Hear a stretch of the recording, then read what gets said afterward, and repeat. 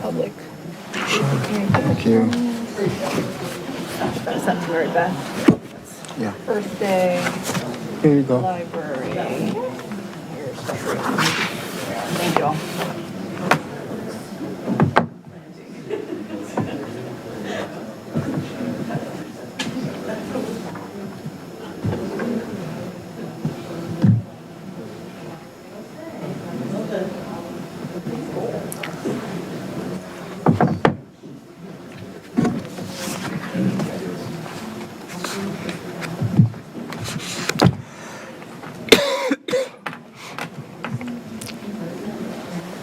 So,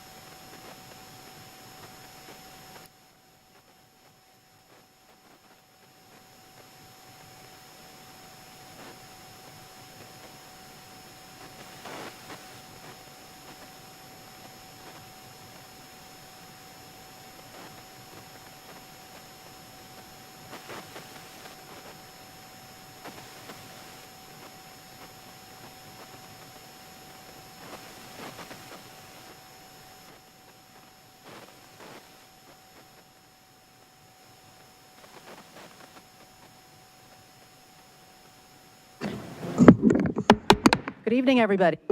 Welcome to the Monday, April 13th meeting of the City Council. Wanted to call the meeting to order. Let's start with roll call, please, Madam Clerk. Yes, Mr. Agan, Here. Ms. Conley, Here. Ms. Downs. Here. Ms. Flynn, Here. Mr. Snyder, here. Ms. Underhill, Here. and Mayor Hardy. Here. Thank you, Council. If everyone could rise and join us in the Pledge of Allegiance.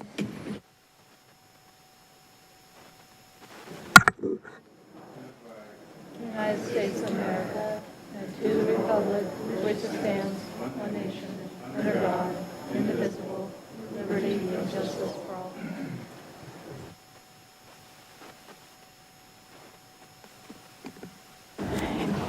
May I have a motion to adopt tonight's meeting agenda, please? I move to adopt the meeting agenda. Is there a second? Second. All in favor? Any noes? Meeting agenda is adopted. It is the beginning of Proclamation-orama, and so we have 4 tonight. First up is Arbor Day in the city, and Ms. Flynn will do the honors. Thank you. Whereas the City of Falls Church is known for the elegance and beauty of its many native trees and plantings, and whereas in 1892, the first observance of Arbor Day in the Commonwealth of Virginia took place in Falls Church at the Old Jefferson School, organized by the Village Improvement Society. And whereas each April since 1974, Falls Church has held a citywide celebration of Arbor Day, encouraging all community members to plant and care for native trees. And whereas the City of Falls Church has been designated a Tree City USA by the National Arbor Day Foundation for 48 consecutive years, the longest in Virginia. And whereas trees release oxygen into the atmosphere, absorb carbon dioxide, provide habitats for wildlife, prevent soil erosion from wind and water, filter pollutants before they enter waterways, and help lower heating and cooling costs by regulating temperatures. And whereas the Quercus genus, also known as the oak tree, has been selected as the 2026 Tree of the Year by the Falls Church Urban Forestry Commission for its representation of the national tree of the United States since 2004 and its dominance in ecosystems throughout much of North America, from Pacific Coast evergreen forests to eastern temperate deciduous forests and southwestern oak pinyon juniper woodlands. And whereas Falls Church continues to manage its urban forest for the current and future environmental, social, and economic benefits it provides, will plant 250 oak saplings in our parks, and VPIS will give away 250 oak saplings for the Virginia 250 celebration. Now therefore, I, Letty Hardy, Mayor of the City of Falls Church, Virginia, do hereby recognize the value that trees provide our community and hereby proclaim April 25th, 2026 as Arbor Day in the City of Falls Church, and urge the community to join in the celebration of that day and plant and care for and enjoy your trees to celebrate. Thank you all. And welcome, Mr. Prince, our arborist. Good afternoon, Council. Thank you so much for having me here tonight, and thank you for proclaiming Arbor Day. We'd like to invite everybody, Council and the community, to Arbor Day 2026 in Cherry Hill Park at 11:30 a.m. We'll start by giving trees away at the farmers market and then move back into the park a little bit later that evening or that morning. And in light of the oak tree being our tree of the year, I'll share a quote by Ralph Waldo Emerson. The creation of 1,000 forests is in one acorn. And so with that, I'd also like to share the new Tree City USA flag that we already have flying out front. This one's a little bit more appropriately sized for our flagpole out there, so I thought I would share that with the council this evening too. Thank you. Great.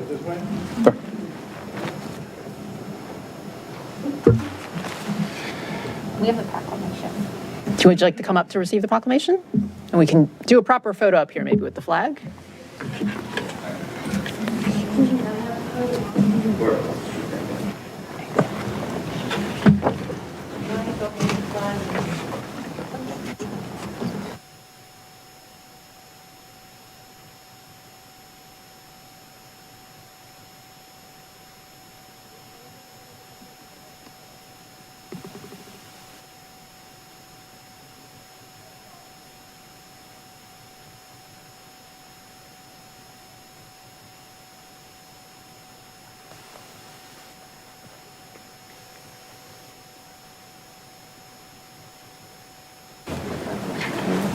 So if you all didn't catch that, we need to plant 250 trees on Arbor Day. So this is a call for volunteers to come out. Hopefully it'll be a beautiful weekend like it was this past weekend. Our second proclamation is declaring April 19th to 25th as Library Week in the City of Falls Church. And we're going to have Ms. Downs do the honors as the liaison to the library. Thank you, Mayor Hardy. Whereas libraries spark creativity, fuel imagination, and inspire lifelong learning, offering a space where individuals of all ages can explore new ideas and find their joy. And whereas libraries serve as vibrant community hubs, connecting people with knowledge, technology, and resources while fostering civic engagement and critical thinking. And whereas libraries provide free and equitable access to books, digital tools, and innovative programming, ensuring that all individuals have the support they need to thrive. And whereas libraries partner with schools, businesses, and organizations to maximize resources and expand access to essential services, strengthening the entire community. And whereas libraries empower job seekers and entrepreneurs by providing access to training and opportunities that support career growth and economic success. And whereas libraries nurture young minds through literacy initiatives and programs, fostering a lifelong love of discovery. And whereas libraries protect the right to read and explore without censorship, standing as champions of intellectual freedom. And whereas dedicated librarians and library workers provide welcoming spaces that inspire discovery and collaboration for all. And whereas libraries across the country are joining together to celebrate the 150th anniversary of the American Library Association and National Library Week under the theme, Find Your Joy. Now therefore, I, Letty Hardy, Mayor of the City of Falls Church, Virginia, do hereby proclaim the week of April 19th to 25th, 2026 as Library Week in the City of Falls Church, and encourage residents to visit their library, the Mary Riley Stiles Public Library, to find what brings them joy and celebrate the library's role in supporting community, inspiring discovery, and promoting literacy. Looks like we have Ms. Stotzler and other members of the library staff and board. Welcome. Thank you so much, City Council, and thank you for your continued support of libraries. It's also National Poetry Month. I'm not gonna... Hello. I'll try one more time. Thank you so much for your continued support of libraries. I really appreciate you. It's also National Poetry Month, and I'm not going to force you to do a proclamation about that, but I would like to read you just a very short poem that I read over the loudspeaker on April 1st and dedicated to library staff. This poem is called My First Memory of Libraries by Nikki Giovanni. This is my first memory. A big room with heavy wooden tables that sat on creaky wood floor. A line of green shades, banker's lights, down the center. Heavy oak chairs that were too low, or maybe I was simply too short for me to sit in and read, so my first book was always big. In the foyer, up 4 steps, a semicircle desk. To the left, the card catalog. On the right, newspapers draped over what looked like a quilt rack. Magazines face out from the wall. The welcoming smile of my librarian, the anticipation in my heart, all those books, another world just waiting at my fingertips. Thank you. Thank you all. Would you like to come up and receive the proclamation?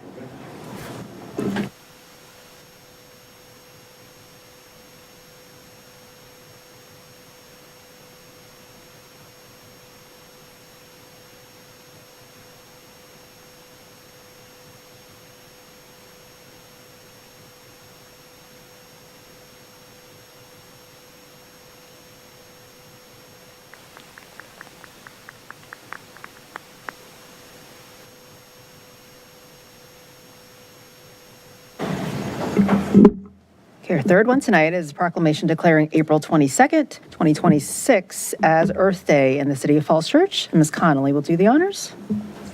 Earth Day was first celebrated on April 22nd, 1970 to inspire Americans to take action against the deterioration of the environment. And Earth Day has become a global movement marked by more than 1 billion people every year as a day of action to change human behavior and create global, national, and local policy changes. The latest synthesis report from the United Nations Intergovernmental Panel on Climate Change details how coordinated efforts to scale up renewable energy sources, overhaul transportation systems, restructure cities, improve agriculture, and pull carbon from the air could put the planet on a more sustainable path while improving living standards around the globe. The theme for Earth Day 2026 is Our Power, Our Planet, reminding people that progress in protecting the environment is real, resilient, and ongoing, despite recent uncertainty. The City Council has adopted a Community Energy Action Plan and a Government Operations Energy Action Plan, reaffirming the Council's commitment to take action to participate in the regional effort to reduce greenhouse gas emissions and to continue to advocate for regional, state, and federal support to promote and protect the environment. And achieving these goals will require continued commitment to finding opportunities for renewable energy adoption, efficiency investments, decarbonization, and environmental stewardship. Now, therefore, I, Letty Hardy, Mayor of the City of Falls Church, Virginia, do hereby proclaim April 22nd, 2026 as Earth Day in the City of Falls Church and encourage staff, residents, businesses, and organizations to commit to take actions on Earth Day 2026 and in the future to invest in a more sustainable and resilient future. Welcome, Mr. Lawrence. All right. Hello, Council. Thank you for taking the time tonight to acknowledge Earth Day in the City of Falls Church. So as we continue to promote environmental sustainability in the city, including the implementation of the Community Energy Action Plan and Government Operations Energy Action Plan, we appreciate the strong support from City Council. So during Earth Day and during Earth Week on the surrounding days, we'll be highlighting some of the city's green initiatives on social media and sharing ways for everyone to get involved. So please be on the lookout for that. And thanks, and I'm looking forward to celebrating Earth Day with everyone. Great. Thank you. Would you like to come up? I'd love to. And I see we have a member of FC CAN. Mr. Ward, would you like to join us? No? Okay.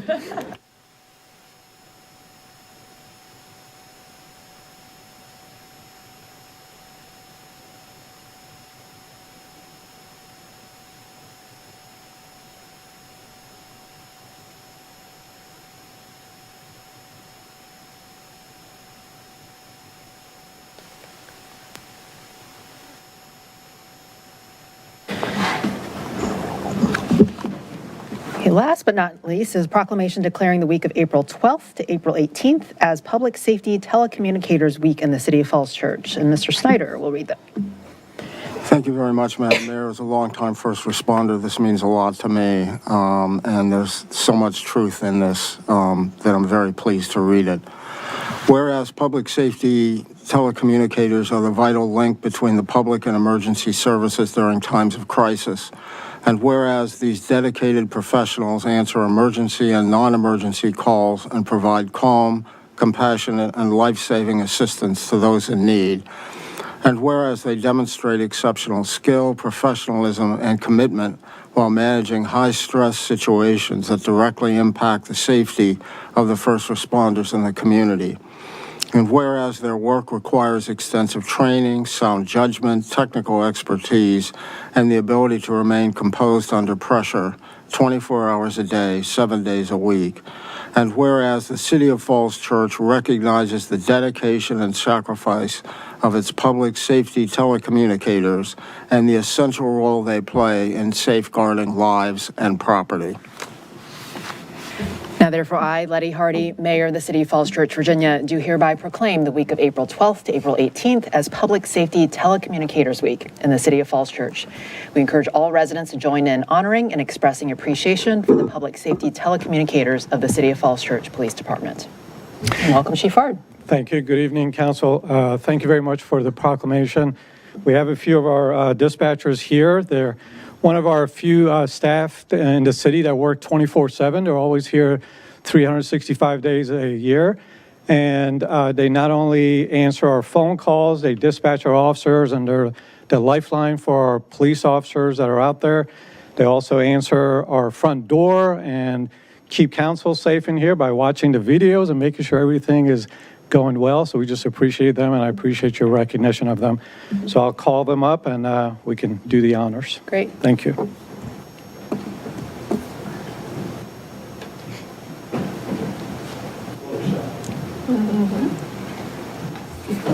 Thank you all.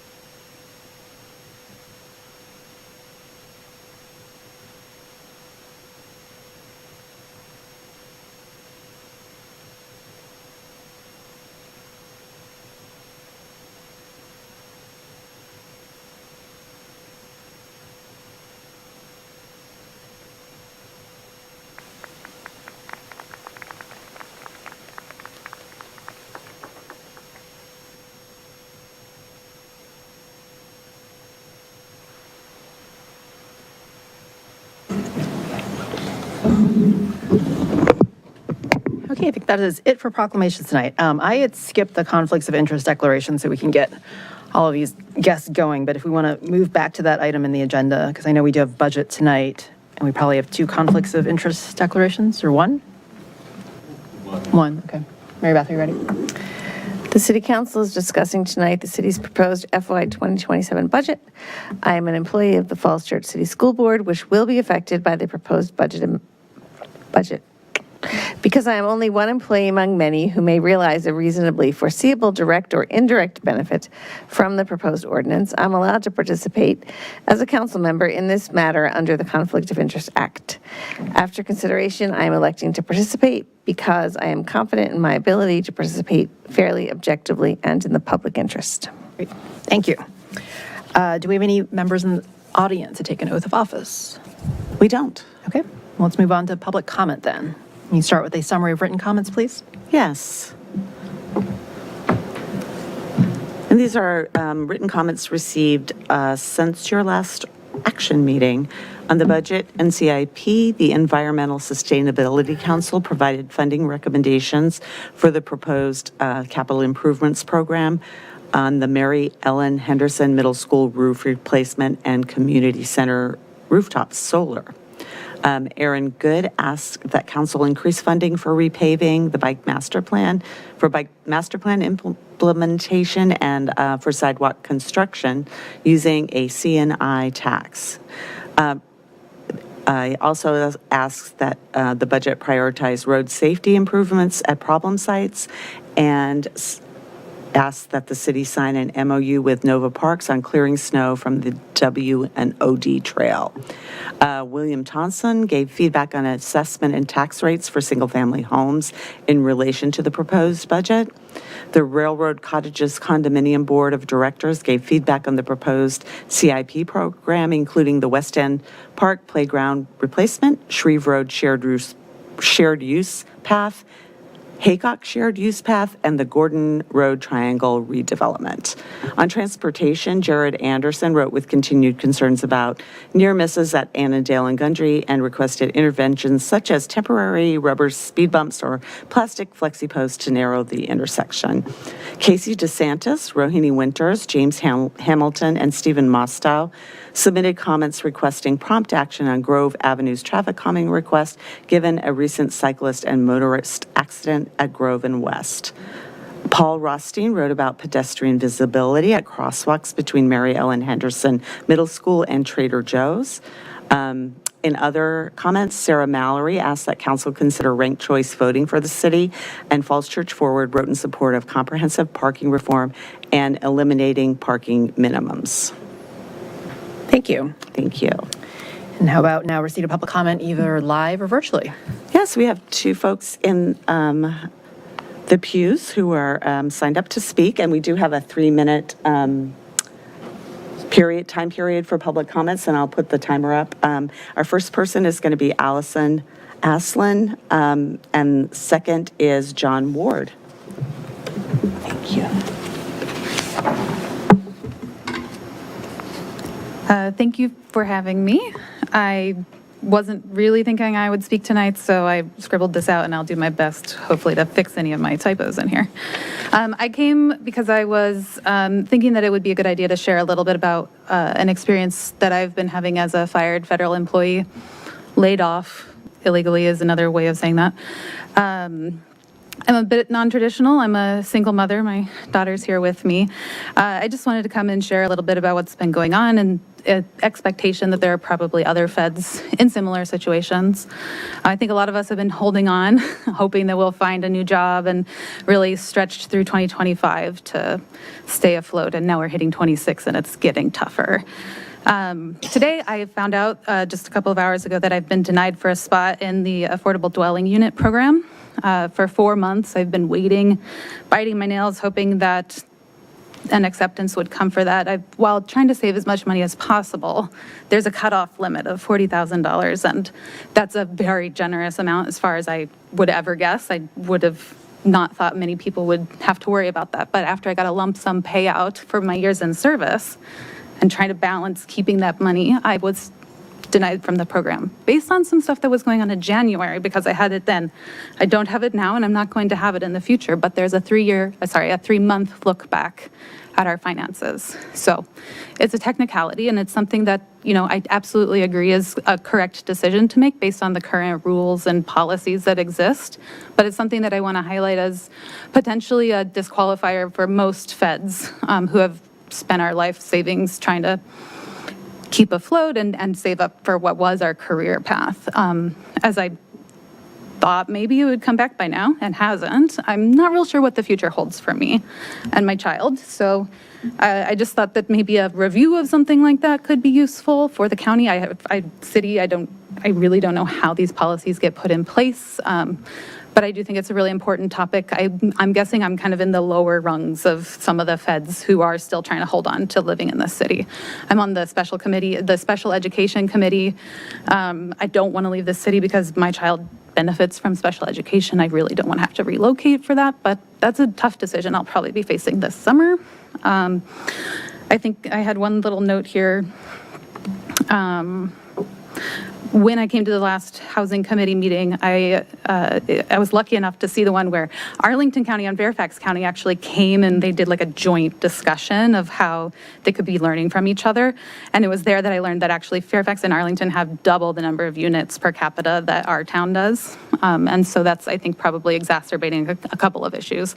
I did all of my voting back in November based on fair housing issues too. With the city's history around redlining and prices skyrocketing with land prices, I really hope you can pay close attention to this as an issue going forward. Thank you. Thank you. Next, we have John Ward.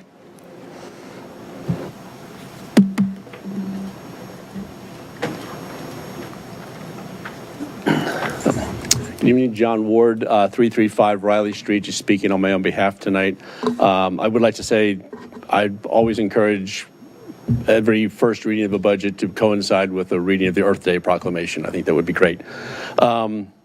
I'm asking City Council tonight to find a way to fund the rooftop solar on the community center this coming year and not put it off another year, simply because there's a lot of financial risks that come into play putting it off until May or July of 2027. First, if the project is not completed by the end of 2027, the federal tax credit is lost, and that's a $40,000 hit right there. Secondly, if you remember, maybe noticed, when the residential tax credits expired about 4 months ago, as they were ending the end of 2025, there was a huge rush of demand. Installers stopped taking orders in like August and September, and even then, a lot of them, some of them didn't make the deadline to get the projects installed. So it makes sense that in August of 2027, we should expect a similar rush of residences trying to get lease projects installed on their homes, commercial and places like municipal buildings getting installations done, rushed and ordered. And it may be very tough to try to put this off until May of 2027 with funding available in July 1st of 2027 to try and sneak all that in the last few months of that calendar year. So just for that reason alone, I want to advocate that you try and see if you can get it, move it forward. I'm also asking you to look beyond the annual year-by-year accounting process. A couple of years ago, Dominion Energy Solutions looked at all the roofs in the city, schools, and the government buildings. And they projected that the community center project would pay for itself, the solar panels, they would pay for themselves in about 16 years. I think that's a little optimistic, especially given we had the staff time on top of the actual capital cost. But definitely within the 25-year lifetime of the panels, they should recoup their investment and pay for themselves. And we're basically beginning it for little or no cost. A small part of the government operations and action plan would be implemented. Got a little bit of time left.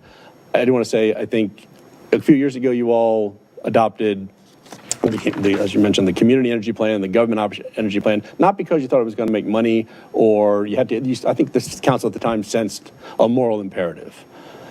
We inflict a lot of damage around the world based on our day-to-day lives and how we burning fossil fuels and it's tens of thousands of dollars easily just for the schools operation, more so if you had it in the government. Hundreds of thousands, millions actually at the community level, tens of millions at the community level every year.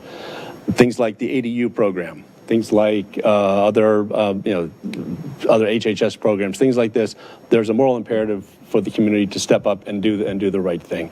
And I'll ask you to do that as soon as possible this year. Thank you. Thank you. Just two? Yes, thank you. Great. I know that we also have scheduled our Architecture Advisory Board annual report, so I think I see Ms. Schmidt in the audience. Welcome. Hi, everybody. You can hear me? Fabulous. I am Heather Schmidt, the chairwoman of the Architectural Advisory Board here for Falls Church City. Staff is actually here with me as well because they are more attuned to claiming the wonderful things that happened in 2025 than I am. We've only recently actually had a quorum to be able to do anything, so I am really looking forward to 2026. I think I can probably speak more to that than 2025. So if you guys have any questions, that would be good. Do we have questions for the AAB? No, I was just going to comment that I am the liaison to the AAB, and it's an interesting board, definitely, and interesting stuff comes in there. And I think they're doing a great job, and I'm excited to see what else they come up with and what else they make happen. But I've asked her all my questions, so I just want to put that out there. Well, if you guys don't have questions, I have propositions, so you guys go first. Ms. Underhill looks like she's got some. I'll just also briefly make a comment. Maybe a question will come out of it. But I was the liaison for 2025, so last year. And so, yeah, thank you for all your work, especially while we had trouble with quorum and other things like that. I'm very excited for the urban design guidelines that are coming out. And so I think that there's going to be a lot more for you all to work on in the coming year. But maybe this is what you were going to address. I would be curious to hear what your top priorities are going forward into 2026. Brilliant. I know everyone probably has had my background spiel on enforceable design guidelines. I think it's really, really important. I know we have a lot of technical suggestions in our master plans, our small area plans, all that good stuff. I feel like there needs to be kind of an umbrella, I don't want to say authority, but something that the city can really speak to when it comes to the forward movement of what we look like. If that's not enforceable, we really don't have much of a purpose here. Nobody likes to get advice, but people will respond being told what to do. So it's kind of vital that Falls Church City remains the sustainable, movement for the future of architecture. We can only go up from here, literally, physically speaking. So the master plan that is coming up for review, it's very important that we focus on more than just the streetscape, but also the street upscape and how that will actually impact our sustainability efforts, the next, I don't know how long we do our comprehensive plans for, but the last one I worked on was 25 years. So the next comprehensive plan that we have for the city, I would like it to be anchored in, an aesthetic that is not just environmental, but also architecturally pleasing. So. Great. Thank you. Sure. So I am curious, because I know, so you work in Leesburg, correct?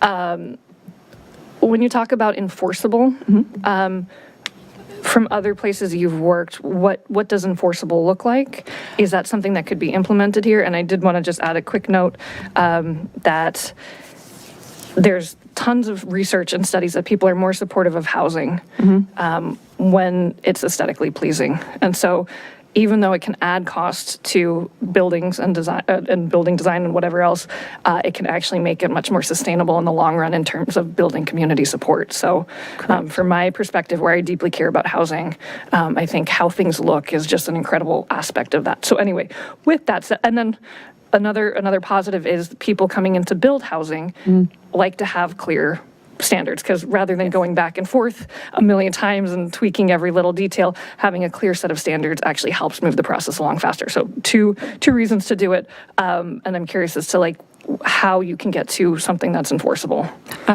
Very good points and very good questions. Again, I work for the town of Leesburg, and I actually do historic preservation and new architectural enforcement.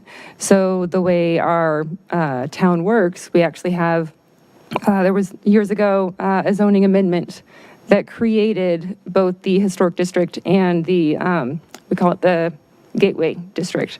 And both are architectural control districts. We have an adopted set of guidelines that actually ensure that, one, your historic home is being treated properly and renovated properly and definitely not being bulldozed, but also not being altered to the point of, was that built in 1820 or 1990? But yes, more questions and answers. I would love to have, another minute, I think? Is that the 3-minute mark? Okay. Oh, shoot, sorry. No, it's okay. Okay. We asked you questions. 5 for the report, but then you get a time period, so I just didn't turn it off. Okay, thanks. We actually don't time folks at Leesburg, so this is kind of refreshing. It's because we have people that can just come up and keep on going. So it's kind of nice. It's not as stressful as I thought it would be either. Back to that, sorry. So we ensure that, your Best Buy that comes in doesn't look like a Best Buy. It looks like a Best Buy that you want to look at, for lack of a better phrase. And same thing for, our high-rise mixed use.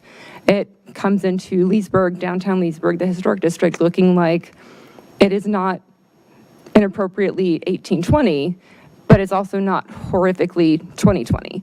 It's a very good blend of design style, and it meshes with zoning code, it meshes with building code, it we somehow just make it all work.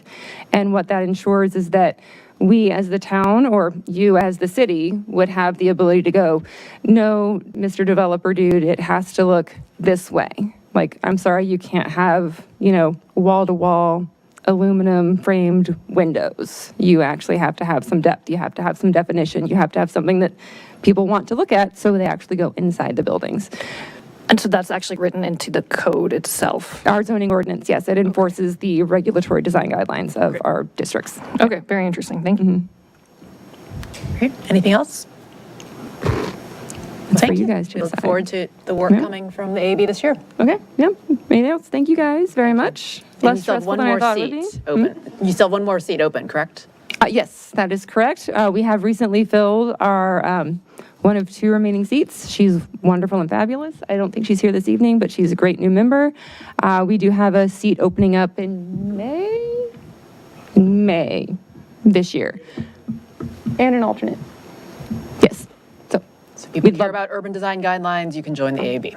yes, exactly. Any design guidelines, knowledge, it'd be great to have you. So, thank you. She mentioned the new person. Do we have that on the consent for today? I didn't It's see usually it. at the end of the month, that last meeting. No, last meeting, okay. Sorry. Arthur, we good? Or okay, great. Thank you guys very much. Thank you. Okay, let's move on to the report of the city manager. Mr. Shields. Thank you, Council. I have 3 things to report on. First, we'll just start for the public's information. The city has updated the city website, and so we invite everybody to come and take a look if you haven't already. Our intention is to really give the city a world-class digital front door that's welcoming for people to come in and learn what they need to know about the city government, city programs, ways that you can get involved in the city with speed, clarity, and ease of use, whether you're on your desktop or on your phone. And I want to thank the GovOps Committee, the City Council's GovOps Committee. I think got a briefing from Mary Catherine Chase, our OCOM's director, about a year ago, in which we laid out a plan for updating the webpage and also articulated the need for a dedicated staff member to be the city's website manager. The council responded to that and supported that request. And Joshua Supranat was hired for that purpose, and I think has just done a great job in working with all city staff so that the information is meeting that standard. Americans with Disabilities Act compliance is also a big priority with this upgrade. Data-driven architecture, so the things that the data tells us that people are looking for, we pull that forward so people can access it. And we have refined search engine optimization to make it easier. Rather than navigating through things, you can put in the search and go directly to what you're looking for. And we're soliciting feedback. So if you do have thoughts on the website, there is a click you can make and share that feedback with the team, and we're constantly iterating on it to make improvements there. So I wanted to note that first in my report. And then second, we're continuing to have public meetings on Virginia Village, imagining what the future of Virginia Village could be. And I want to thank all those who came on Saturday. And we'll have a session on Tuesday, tomorrow, at 7 p.m. to 9 p.m. at Columbia Baptist Church. And our planning team and our housing team are, we had one round of public input of what people would like to see at Virginia Village. We've captured that, we've written it out, and now we'd like to kind of reconfirm with sort of the broad ideas that were articulated, that they are what people thought they said, that we're reflecting back what they said. So we're sharing that. And then the next step will be to come to council with with a report from these sessions and draft language that the council can start to consider for updates to our small area plans and ultimately zoning code language for the Virginia Village area. So encourage people to participate in the session tomorrow night from 7 to 9 at Columbia Baptist Church. And the third thing to report on is in the council packet is my letter of resignation. And my recommendation to the council is that the council accept that letter of resignation. I noted to the mayor earlier before this meeting Tonight is not a night for big speeches. There'll be a time for that maybe in the future. But I did want to just reiterate my thank you to the City Council for the honor of serving as your city manager for the past 20 years. And also thank you for, and others in the community for the kind words that have been sent to me since I announced my resignation. So thank you. Great. Well, we do, per the city attorney, we do have to accept his retirement request even if we don't want to. So I will entertain a motion, I guess, from council on that note. I'll move to accept Mr. Shields' retirement as city manager. Is there a second? I'll second in letting you off the hook. Okay. I guess we should do it by roll call, so can you call roll, please? Mr. Agan? Yes. Ms. Conley? Yes. Ms. Downs? Yes. Ms. Flynn? Yes. Mr. Snyder? Is that a yes? Ms. Underhill? Yes. Mayor Hardy? Yes, with reluctance as well. Motion carries 7-0. Thank you. Thank you, Mr. Shields. I think, like you said, we'll have more time to properly feed you, but I think we all, without saying it, that we really are grateful, and this community is grateful for kind of your steady hand at guiding the city for 20 years. I was thinking about adjectives to best describe it, and I think steady was definitely one that has come to mind from so many people. I think the way that you thoughtfully lead and your deep sense of responsibility for the city and the community is very evident in the way you've led the city, so we are grateful for that. Not so grateful for the 5 months of work we have ahead to find your replacement, but we'll get onto that soon. I think we also were planning to give a brief update about the search process. I know that since your announcement, we've been actively advancing the process, and I think we'll get a more formal recommendation from HR with the executive search firm to follow when that's ready, but right now we're still in the due diligence phase. But I don't know whether staff has any additional comments to add on that point. I know we've had a number of meetings about it among council already. No, I appreciate the council's hard work on this, and we, what I think I've heard from the city council is that you're very committed to being very transparent about this this process and give the public and staff frequent updates, and that's much appreciated. There's more to come. Hopefully we will have the search firm announced soon and then the process to follow as well. So thank you for everyone's patience and work to come. We also next have probably council requests. It's back to the regular scheduled agenda. Who's got council requests? Mr. Snyder. Madam Mayor, we had requests from citizens in two major intersections, Grove, the Grove Street area, and Annandale and Gundry? Yeah, and Annandale and Gundry, and I'm wondering how we can best respond to those requests and ask staff to make any comments about it.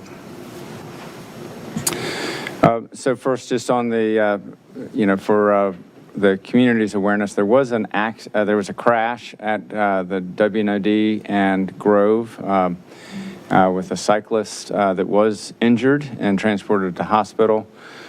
Because of the crash with an accident of that nature, the police department commissioned a full accident reconstruction. And so we'll get that report from the Virginia State Police and assess it. And in the meantime, all sympathies to those injured in that crash. I know that that's, a very difficult thing to go through, and so we extend our sympathies to all involved. From a public policy perspective, we'll continue the discussion with city police, engineering staff, and the Parks Authority to respond to questions and suggestions or comments that have come from the community about that intersection. One of the questions I received is when we put stop signs at the other intersections with the WNOD, that one was not included. Do you remember the context why Grove and WNOD wasn't included? I think the close proximity to West Street was a concern at that specific location. To have a stop sign about, I think probably 50 feet from that other intersection. But we'll take a look at that. That's one of the questions that we've been asked, and it certainly merits a look and a response. Likewise, I think the Great Falls intersection doesn't have one, and so I think for consistency, sometimes you wonder, like, gosh, if you have one at pretty much every intersection but two, does that actually cause more confusion for cyclists, right? I do remember from my time on the CACT that the crossings were originally part of the dual trails, and they got split out onto a later timeline. And my understanding is that that may have been part of it, because the Grove crossing is not part of the dual trails.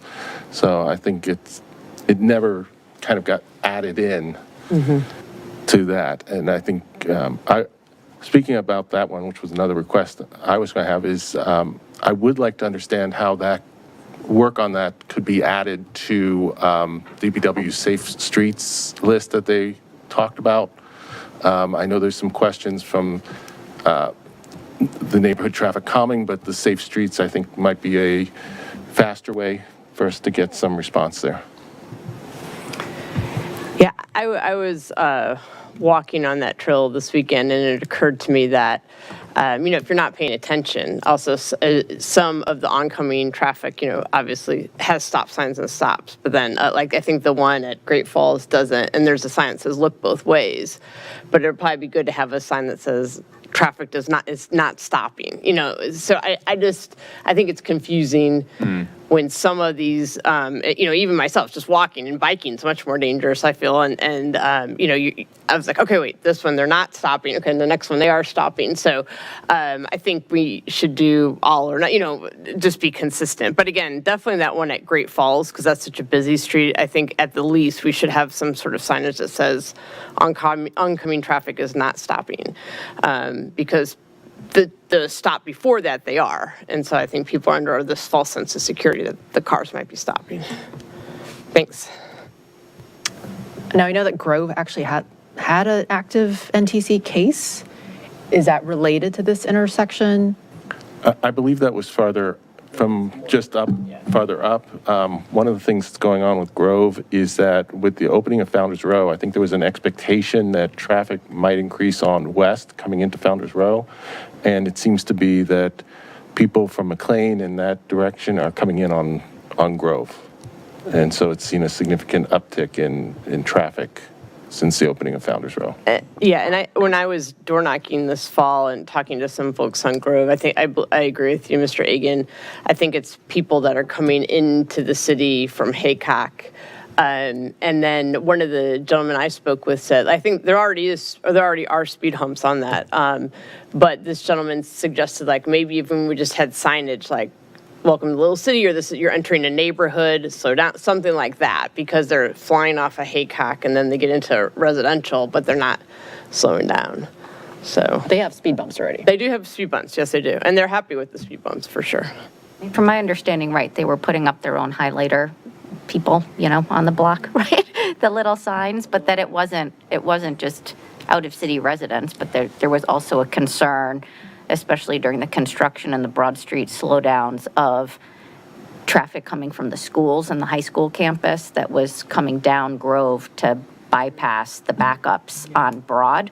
And I know that I think at some points in time they had reached out to the schools as well to remind, during dismissal times, morning and evening, issues with kind of using neighborhood streets as cut-throughs. But I remember in those conversations, it extended down to concerns about the crossing because of, the kids using it as pathways to school.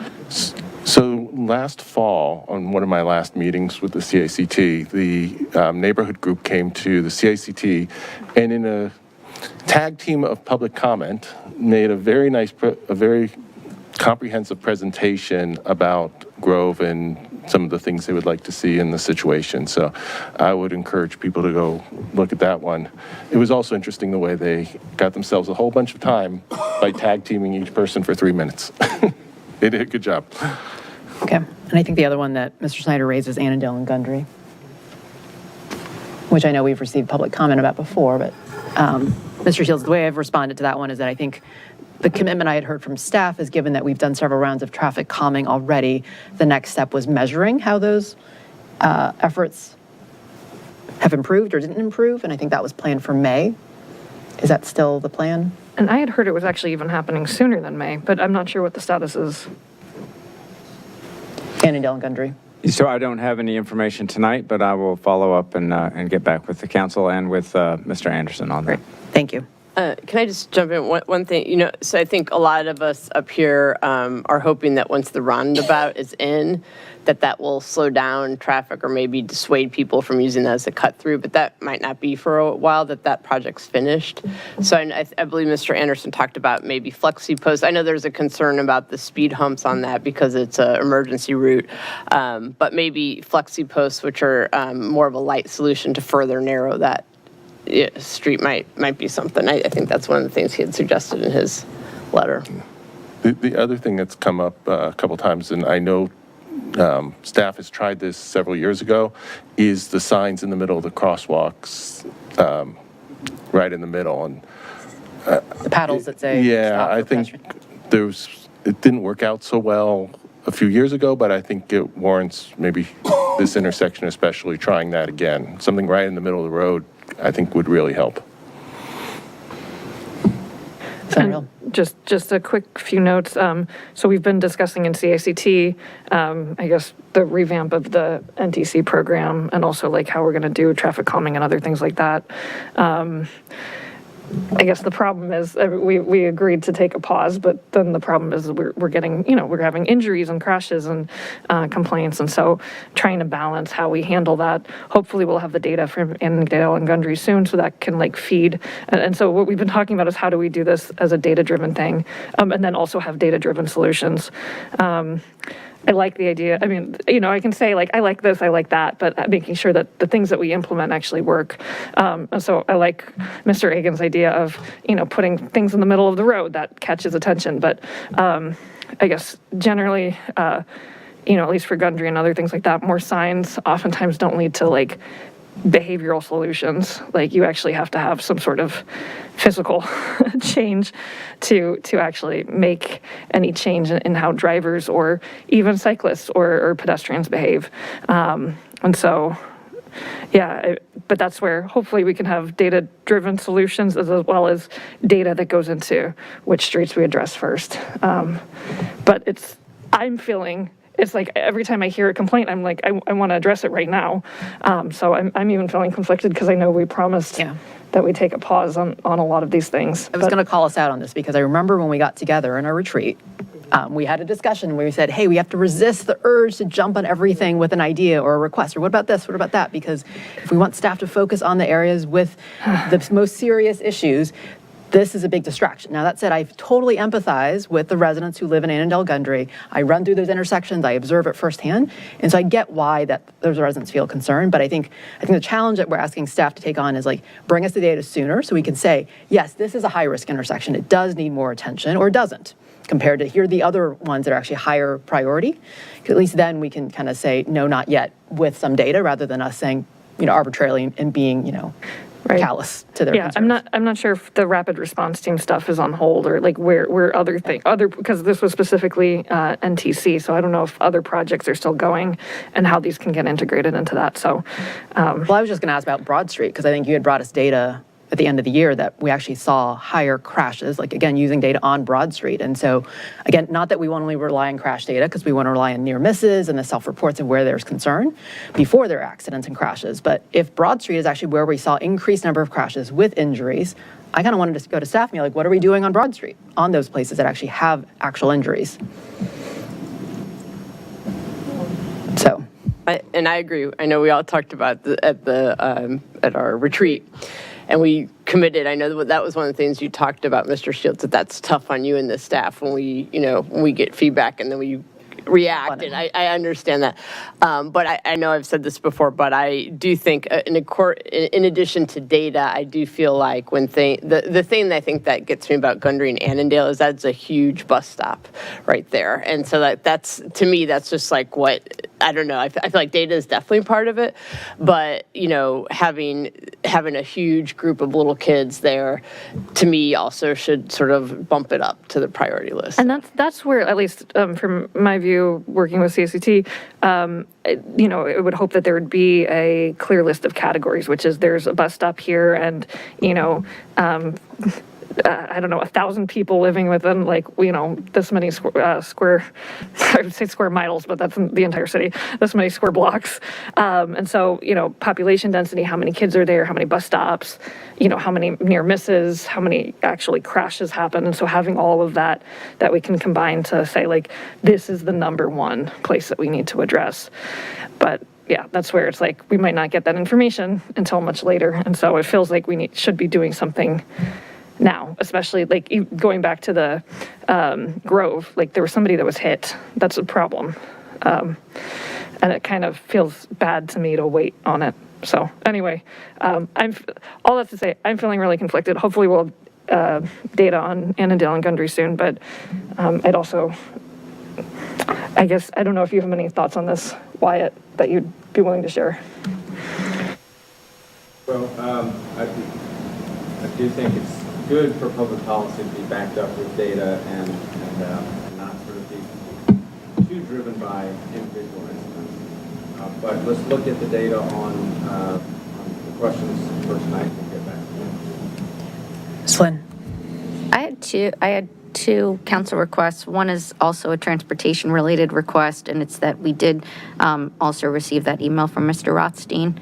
And, there is a benefit to having his eyes and ears over at the West Falls campus and letting us know of potential pedestrian issues. And so having sent the photograph of that ramp area or exit area, I did want to follow up on kind of whose responsibility it is to be over there and make sure that there aren't, blind spots on the pedestrian crossings based on any kind of overgrowth that's happening, given that it was originally a similar issue at Grove and West coming down from the bridge as to the different sight lines. And there was, care that was taken to the landscaping there, but whether something similar needs to be done over where those photographs were, if that's, the city's responsibility to maintain that property that would otherwise kind of go regularly unnoticed.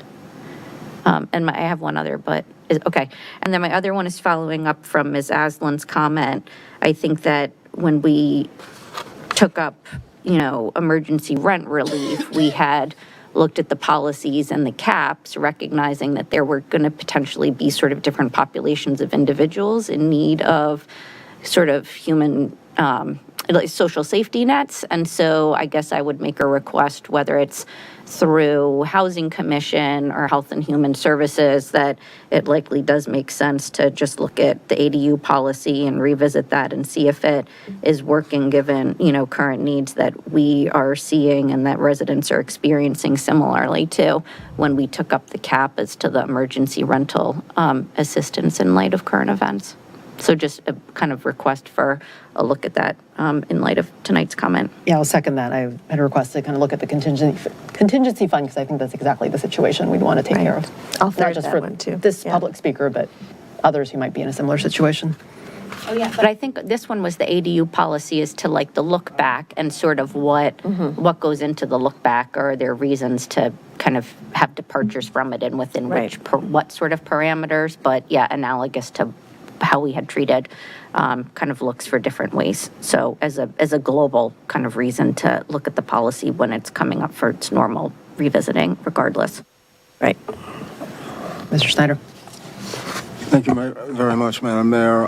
To follow up on that, the Council of Governments maintains a sort of a web-based job placement for former federal employees, and I would ask that the appropriate agency here in the city gather some information on that and make sure our citizens know that that's available.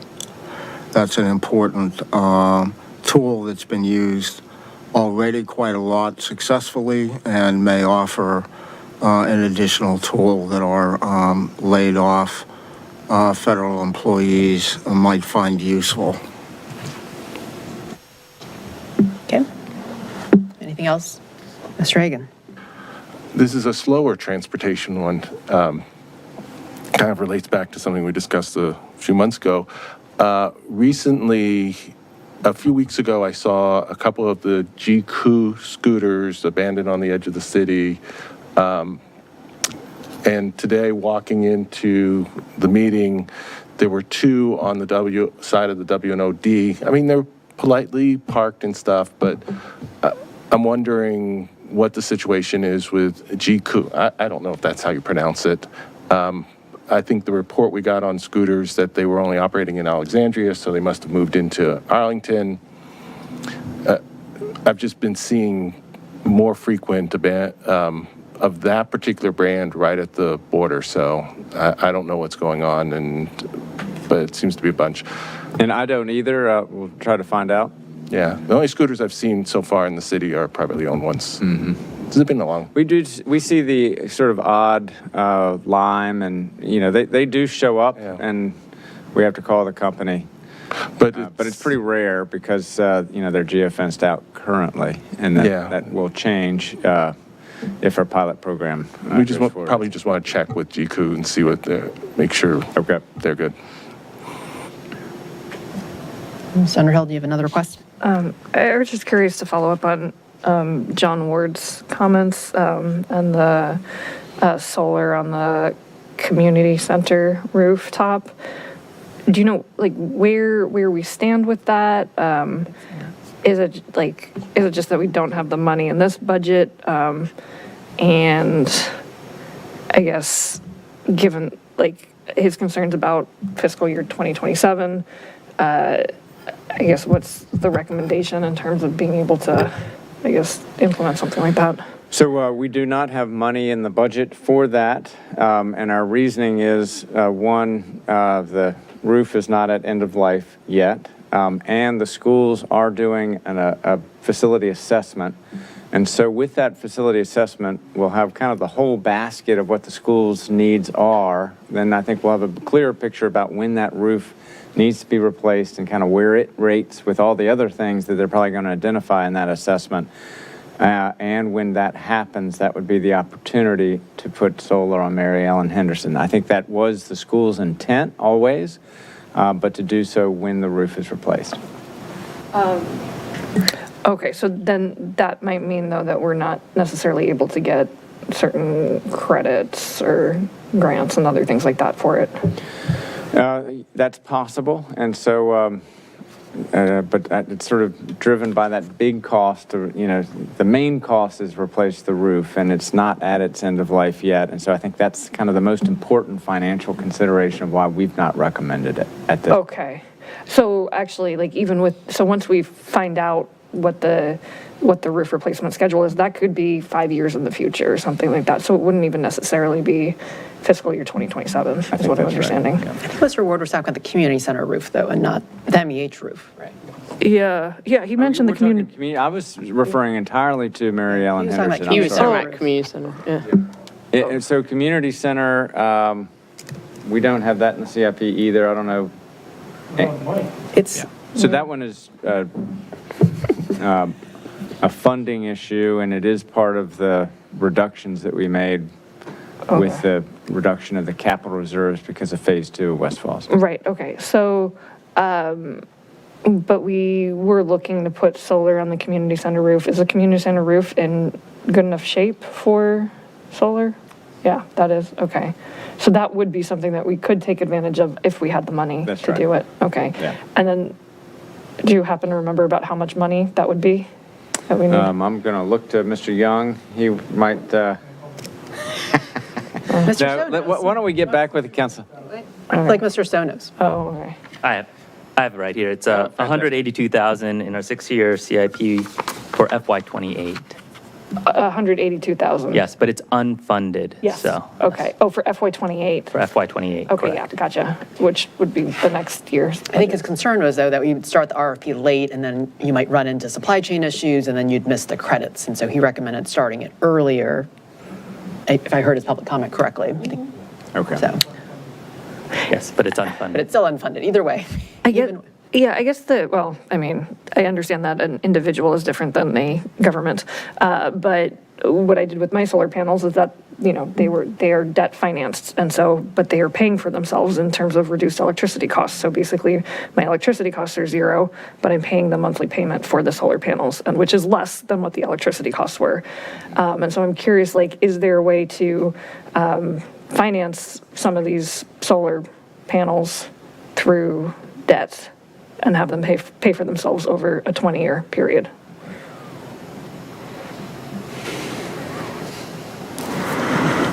So generally for debt, we want to take out larger amounts. Okay. Usually for smaller amounts such as this, debt generally would not be a good option. Okay. So my recommendation is we would have to find other ways to fund this project.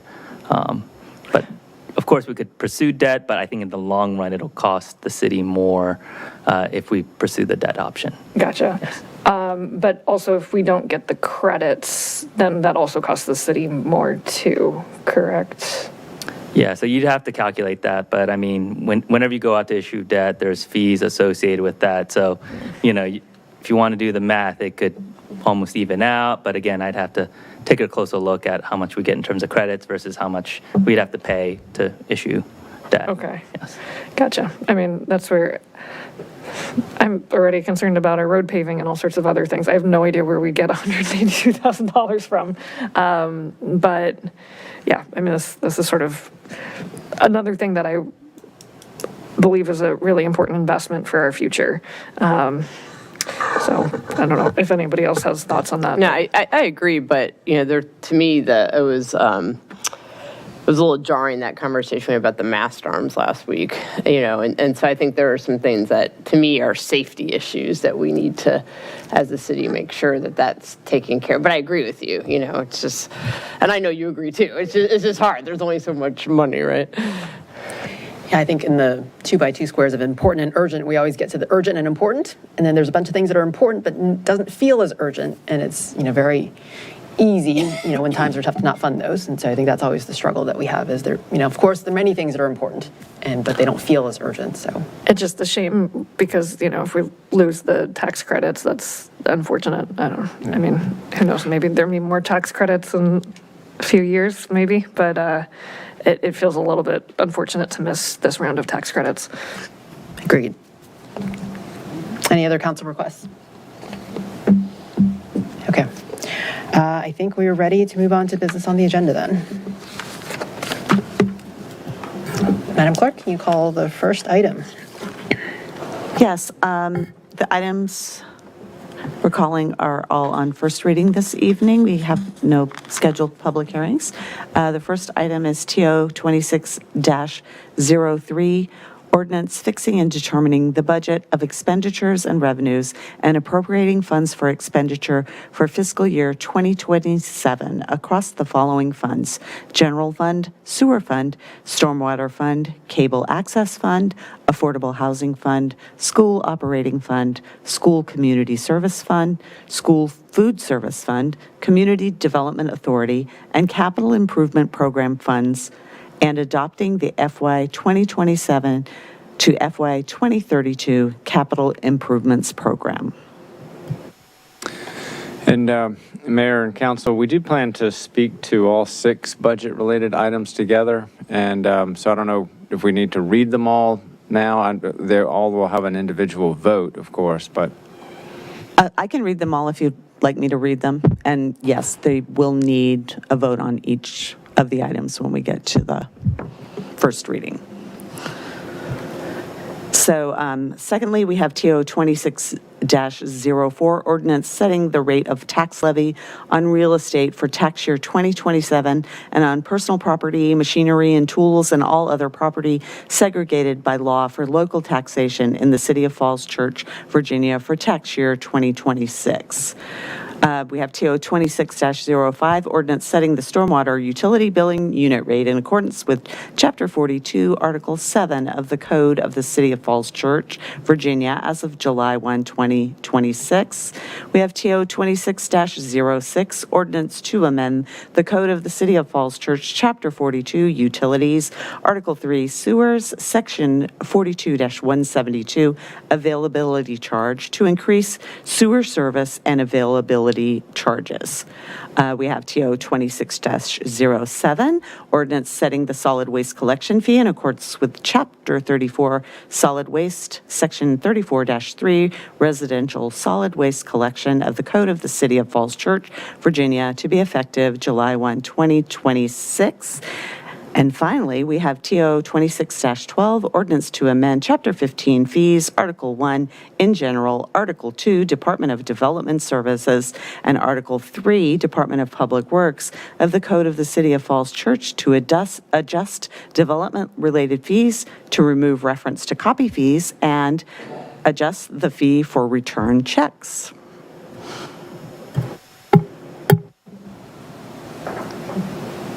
Thank you.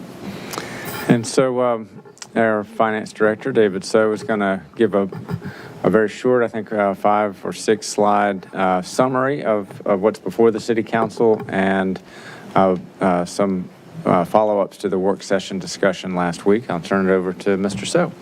Thank you, Mr. Shields. Good evening, Mayor Hardy and members of council. So tonight we have 6 summary of ordinances for first reading. And just to recap what's in these ordinances, starting with TO 26-03, city is requesting approval for general fund budget of $134.3 million, as well as a 6-year CIP total of $162.5 million. In TO 26-04, we are requesting approval for real estate tax of $1.18.5, which is keeping it flat to prior year. For the business, personal property, and machinery and tools tax rates at the rate of $5 per $100 of assessed values, that again will be flat compared to prior years. For the vehicles at the rate of $5 per $100 of assessed value, that will be advertised at a rate 20 cents higher than in prior year. Moving on to TO 26-05, the stormwater.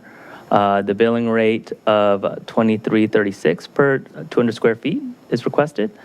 In TO 26-06, the sewer commodity rate of $11.71 is requested.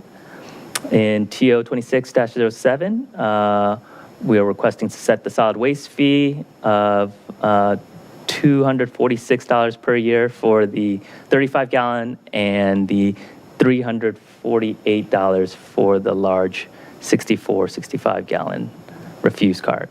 And finally, the TO 26-08, those rates will vary, but it's an estimated total increase of 30%. So all details are outlined in the staff reports. Moving on to the next slide. So there was a request from City Council on the tax revenue levers that are available. And so here the staff has outlined 4, which can be moved both up or down. And so we've outlined in the first row the rate. So what rate changes can be made incrementally. And the next row is how much revenue, whether up or down, the rate changes will have. So starting with the real estate tax, for every half penny will generate or reduce revenue by $340,000. For the personal property tax, it's about $17,000 per penny. For the commercial and industrial tax, also known as C&I, it's about $116,000 per penny. And there are some restrictions with the C&I tax revenue. And finally, for every 0.1% on the meals tax, it's about $159,000. And so I figured the next question that council members would ask is, what is the maximum revenue that we could generate? And so in the third row, I've outlined kind of the caps that are restricted to some of these. Some of these may be more arbitrary caps, but starting with real estate, there is no maximum. And then moving on to personal property tax, it's up to 20 cents. And that would generate about a total of $340,000 of tax revenue. The next one is the C&I tax. You can go up to 12.5 cents, and that would generate a little over 1.4 million of revenues. And finally, with the meals tax, if you were to increase it by 1 percentage point, you would get about close to 1.6 million of revenues. And finally, what I thought would be helpful is to kind of showcase the ratio of the impact of the tax revenue from a resident to commercial. And so you can see outlined below in the real estate tax, we're about 2/3 residential, 1/3 commercial.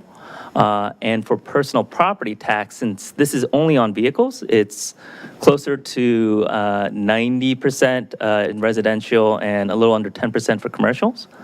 The C&I tax would be strictly a commercial impact. And finally, for the meals tax, that one will vary because we have a lot of non-residents who do dine at our restaurants. And so there's no data available to determine the split. But I would just like to mention that, in my opinion, this would have the least amount of impact to the community of Falls Church. But again, I have no data available to showcase what that split would be. So that's the levers that are available for consideration for this year's budget. Finally, on the last slide, there was a calculation that was determined to estimate what the impact to a Falls Church resident's tax bill would be. And so applying all these rate changes, assessed value changes, the staff has put together an estimate of how much of an increase an annual tax bill will be for a resident. So starting with the real estate tax, it would be about a $611 increase. And again, some of the assumptions we use, solid waste, we use the 65-gallon bin, so that would be a $12 increase. Sanitary sewer would be about $27 increase. Stormwater would be $23 increase.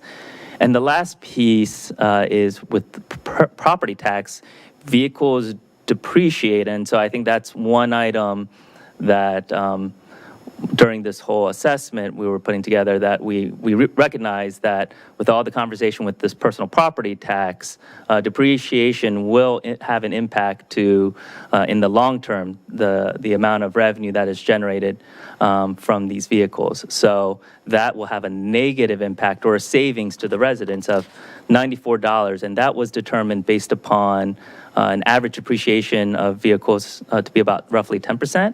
And so since we know that the average vehicle tax is about $470, and some of the data that we've got, we found that a significant number of residents here have 2 vehicles or more. And so we used 2 as kind of the average to determine the savings that a resident will have. So in total, the tax bill will increase by $579.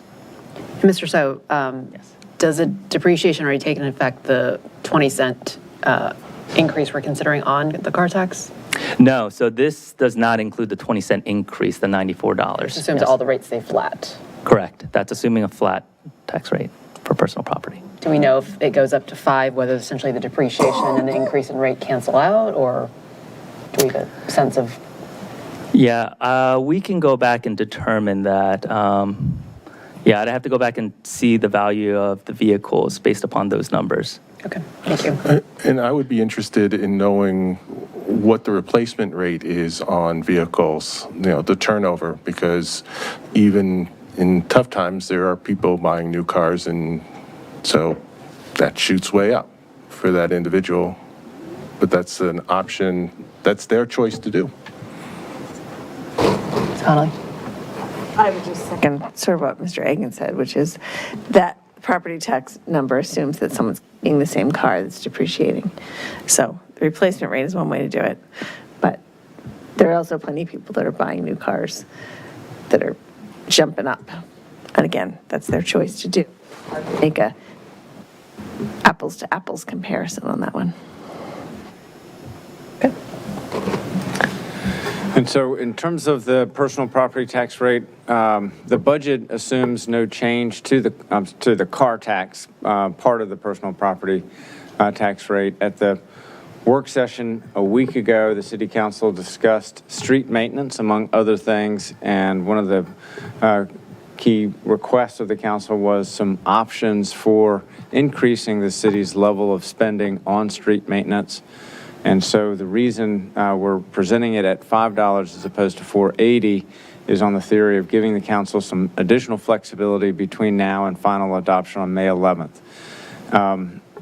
Typically, car tax is subject to the revenue sharing principles with the schools, so $340,000 traditionally would be split 50-50 with the schools.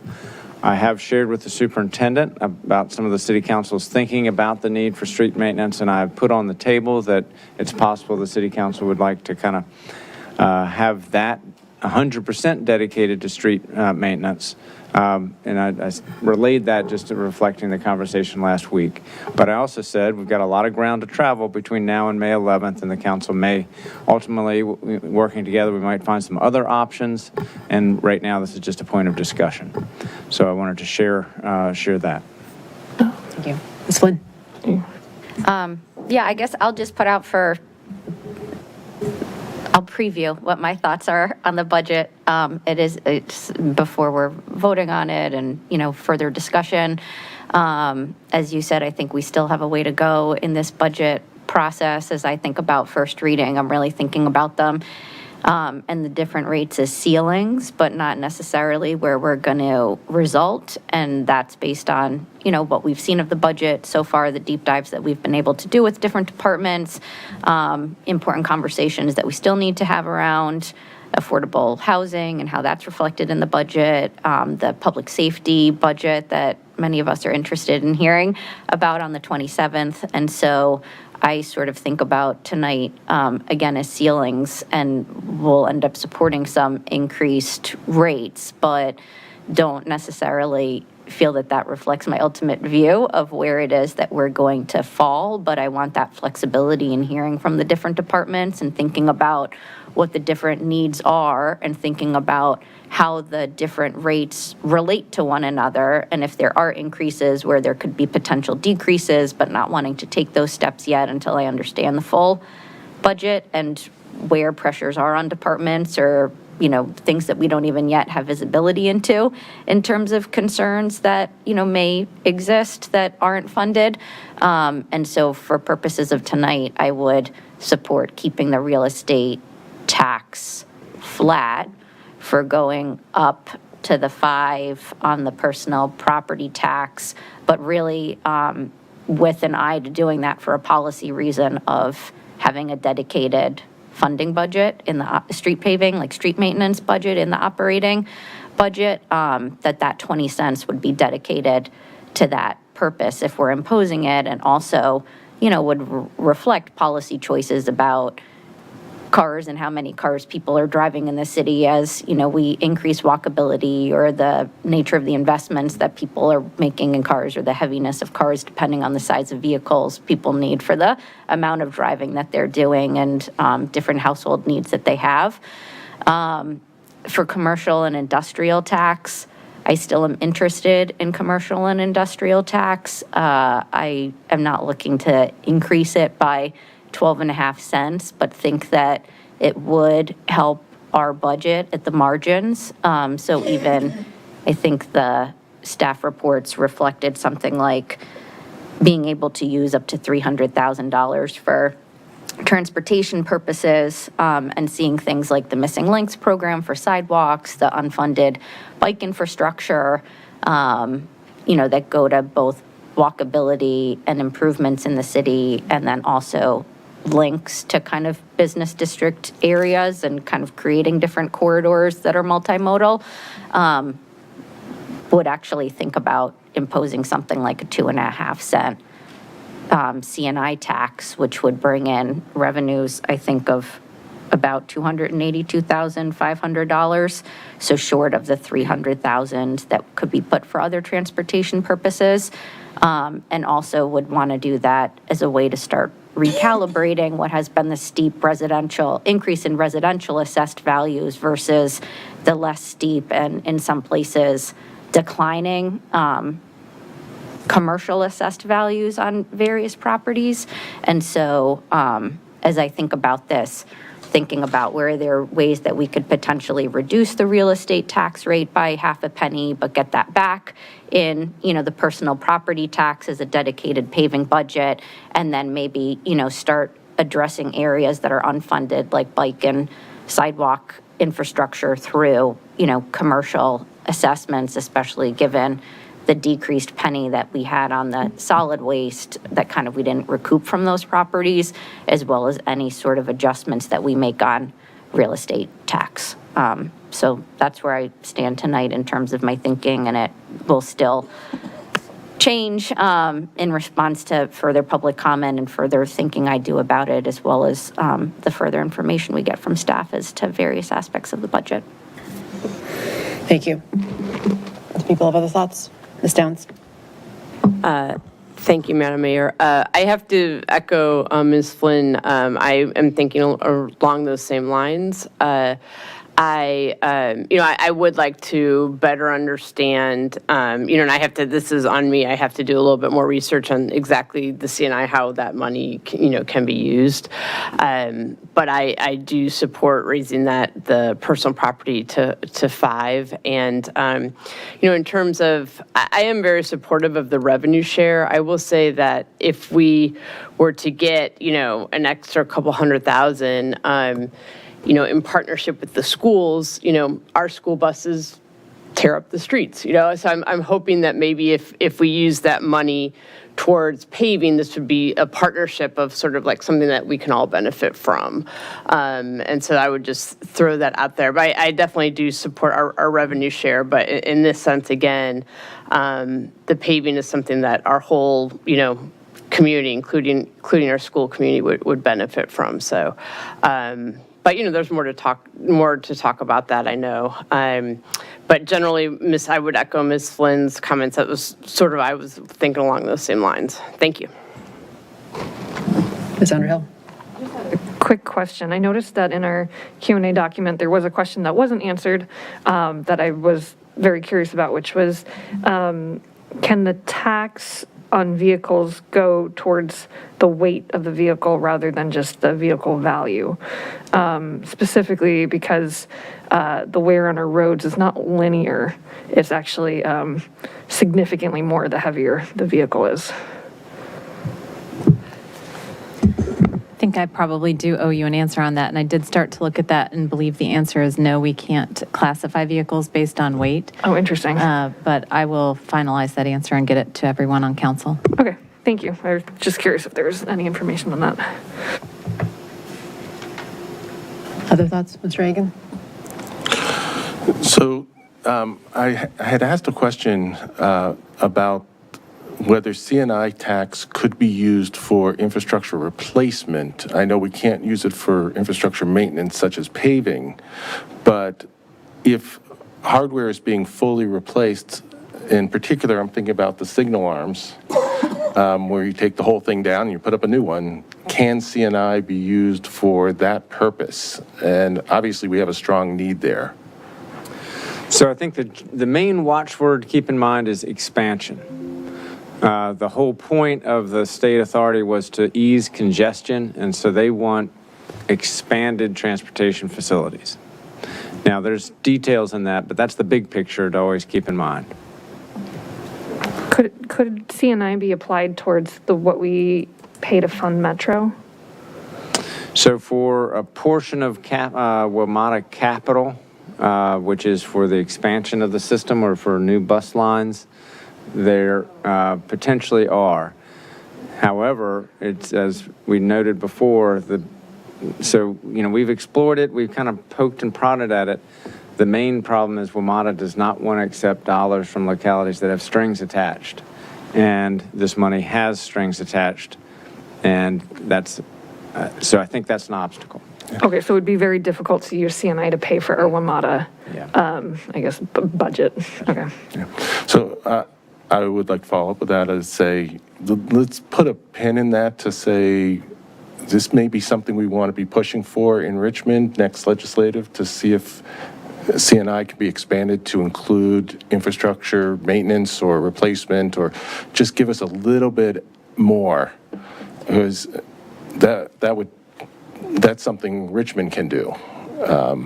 And I think other municipalities will probably get behind that because they're probably running to something similar, but it doesn't help us for this year's budget.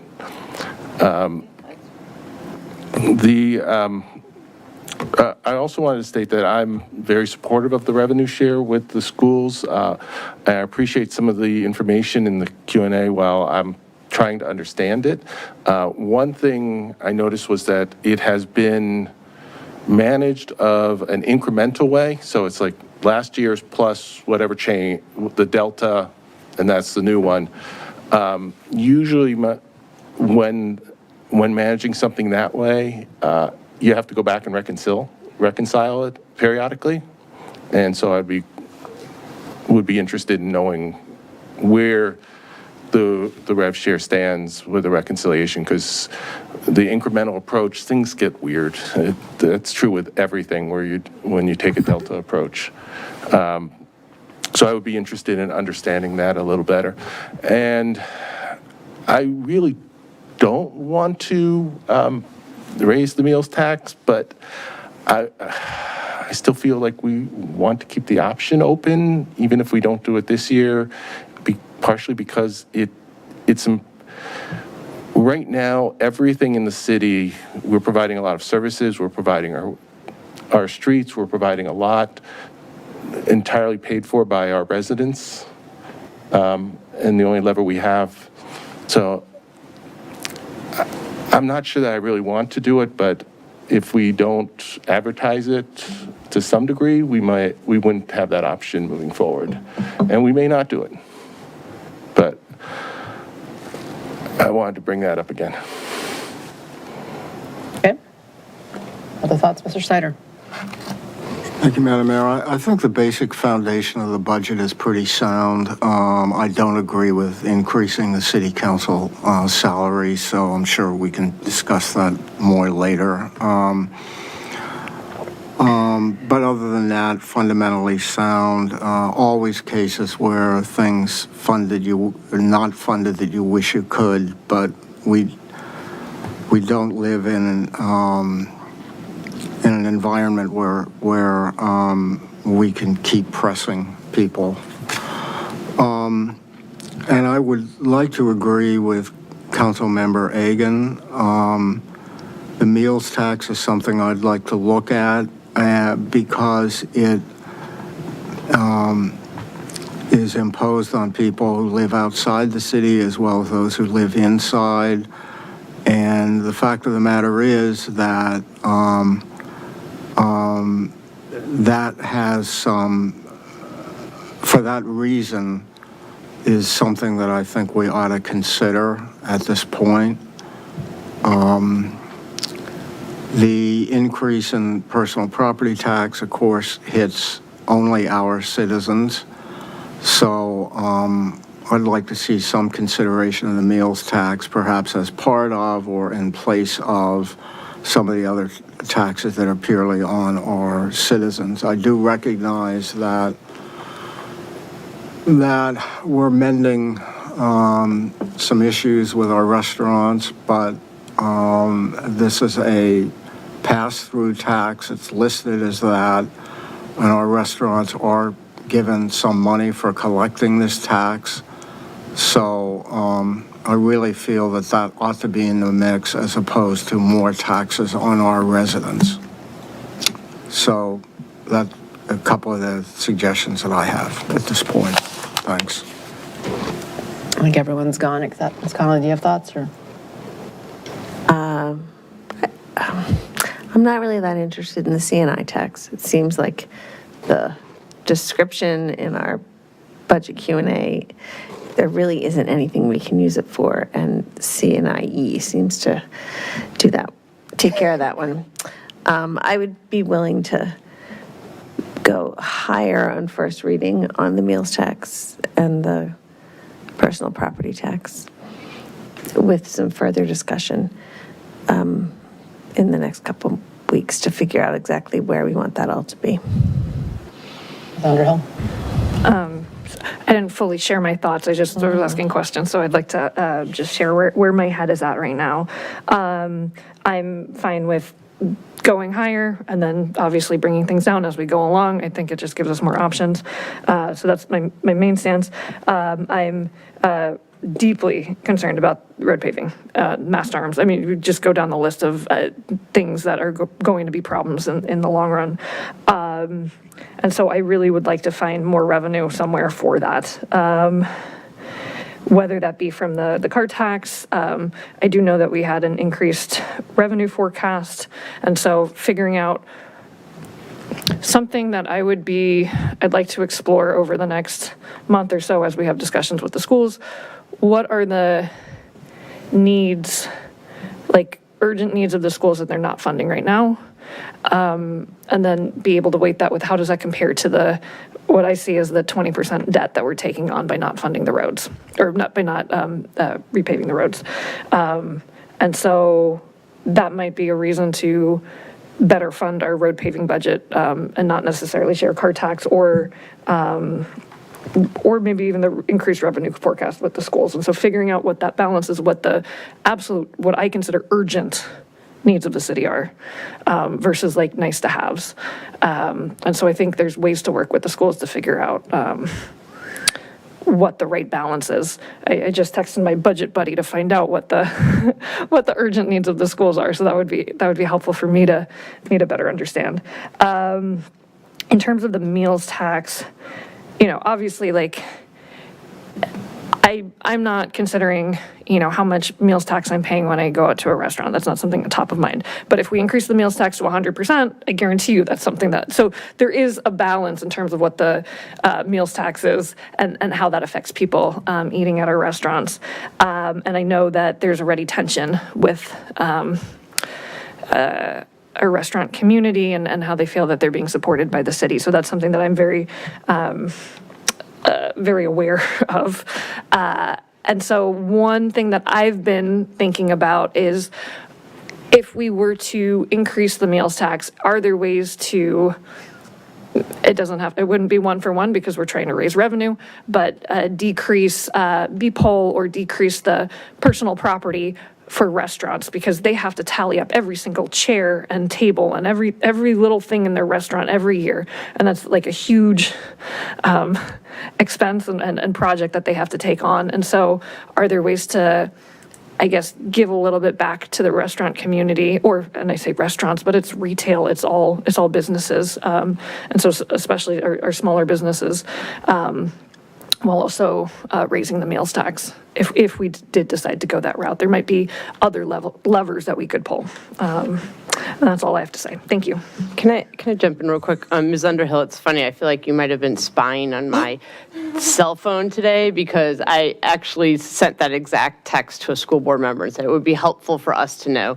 Like, again, I think I'm coming from the perspective of last week was pretty sobering for, I think, all of us. And, we're not just paving, but we're also, again, I had sort of visions of, oh my gosh, our mast has rusty now, what if one fell, so, and so I actually texted a school board member today and I said, it would be helpful if we knew what are some of your unfunded things that are really a priority, and then maybe we could work together to kind of hammer this out, and so that's what I was, but it's interesting that you said that because I sent that same exact text just to better, and I was on the school board, I understand that, city council can't really, this is how you should spend money. I get that. But just in partnership together, let's talk about some of these urgent needs on both sides and try to figure it out. Yeah. And I guess to your point, everybody in the city uses the roads, including the school buses and parents driving their kids and everything like that. So making sure that our roads are in good condition and that our mast arms aren't falling over, I think is something that benefits absolutely every single person in the city. Aaron? I just have a response on, I'll continue to make my plug for CNI tax. And as I understand the process and moving forward, it may be something that we could potentially add to a work session next week to have further conversation about it. If CNI tax would have to be its own ordinance regardless. To me, when we're talking about urgent needs, these are not like simply unfunded one-time needs, but we're talking about urgent recurring needs that we need to somehow fund in our operating budget as a recurring expense. And that's why I think looking at CNI tax as a funding stream does make sense, and it wouldn't be at the expense of sort of CNIE or how we've been doing that. Like, they're not mutually exclusive, as I understood the budget, Q&As and the responses. This would kind of be a supplement. Like, the CNIE is out of sort of how we're using a bucket of what is the current local revenues, and we're just kind of dedicating the dollars to those expenses. But CNI supplement creates a new funding stream that I'm not saying to do 12.5 cents, but even adding, 2.5 cents, you get the equivalent of about $300,000, and you can have that as a recurring funding stream for expanding sidewalks and expanding bike infrastructure, which is currently unfunded, and those things that are continuing to not show up year over year. And so I do think there's a benefit to continuing to have a conversation about it, and for a policy reason, helps to close like that gap in what we see as the gradients on the lines of changed of assessed values over time. Where I stand now, I'm not as interested in raising meal tax at this point in time. I understand the point of it being spread across both city residents and people who come to the city to dine, but I do think that there's a hefty surcharge as it is above what your cost of a meal is in the city. And when people are going out, and we're hoping that they're going out and walking to places in the city and not driving to our neighbors, that both in recognition of sort of what a total bill comes to, that in my view, it isn't the most appropriate time to raise that and have the restaurants bearing only that cost as opposed to cost spreading the overall commercial businesses in light of what those lines look like and in light of some of the adjustments we made on solid waste last year. Just, so I noticed that in the budget Q&A, it says what we can use CNI for, but it's sort of general things, new road construction, new public transit, whatever else. And maybe I missed this if it is somewhere. Is there a list of specific things that we could use it on in the city? So this is very general, but it's are there things that we're already funding in our CIP or other things like that we could be using it on? So we have brainstormed that through the years as this topic has come up, multiple times in the past. And so, for instance, the sidewalk program, the Missing Links sidewalk, that's an expansion of the transportation system. So that's an eligible use.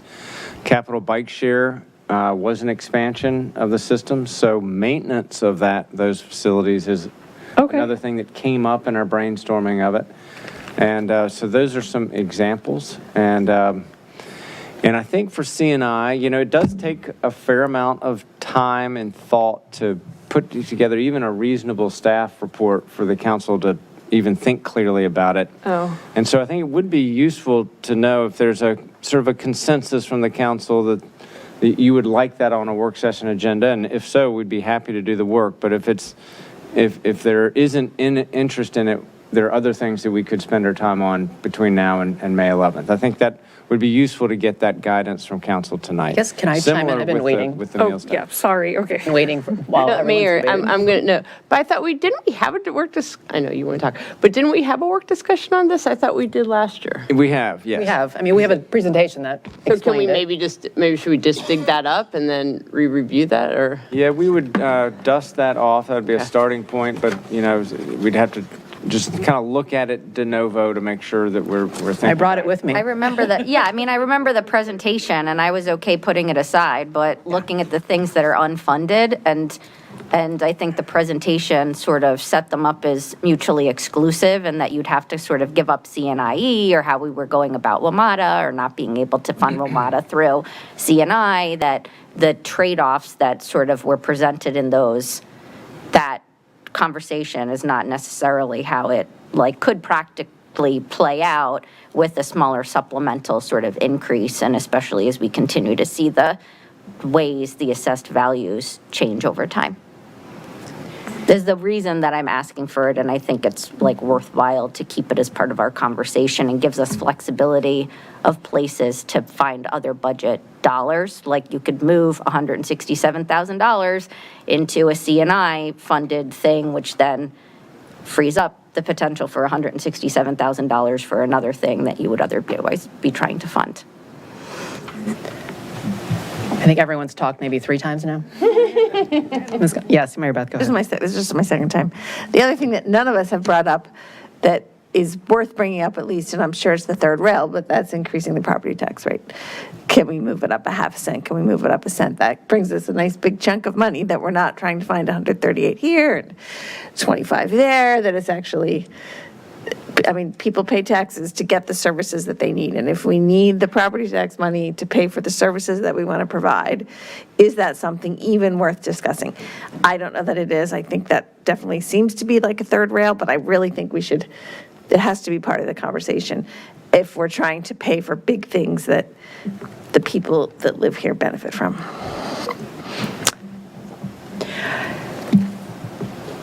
Art. I know. Just one last comment to build on what Justine had said about reducing some impacts on the restaurants, if it's a possibility. I actually had that thought. I hadn't brought it up, but one thing from the Q&A that really jumped out at me is we talk about being the small business friendly location, and yet we have one of the highest rates for business personal property. So even a little bit there, offset, just something to think about. Okay, so we'll put a pin in CNI, I guess. So could we bring up Q&A 35, please? Which shows the comparison of what our revenue numbers look like in Falls Church compared to the region. I think I mentioned this in work session, but our real estate is double what our region is facing minus Fairfax City. Our local taxes, i.e. our local economy, personal property sales, meals, BPOL, 7%. That is also way above everyone else's expectations. Our overall revenue growth is actually really quite good at 7%. And so I think the challenge I would have for my colleagues is I don't think we actually have a revenue issue this year. We have an acute expenditure issue. And I am not opposed to the idea of entertaining other revenue levers, but I would encourage us to think more long-term when we actually need revenue levers like next year, when we actually may, and again, you can forward to another Q&A I had asked, when we don't have new construction growth, our revenue growth is going to be like 1.5% to 3%. That's the year that you actually may need to consider more serious revenue levers. I would challenge us whether we actually really need to do it this year, and actually would look more critically at what their costs are. So I guess at first reading, like some of my colleagues, I'm open to the idea of a ceiling discussion on a 20-cent increase on the car tax only. And for me, I think I would personally would love to see it counteracted with a real estate decrease of half a penny.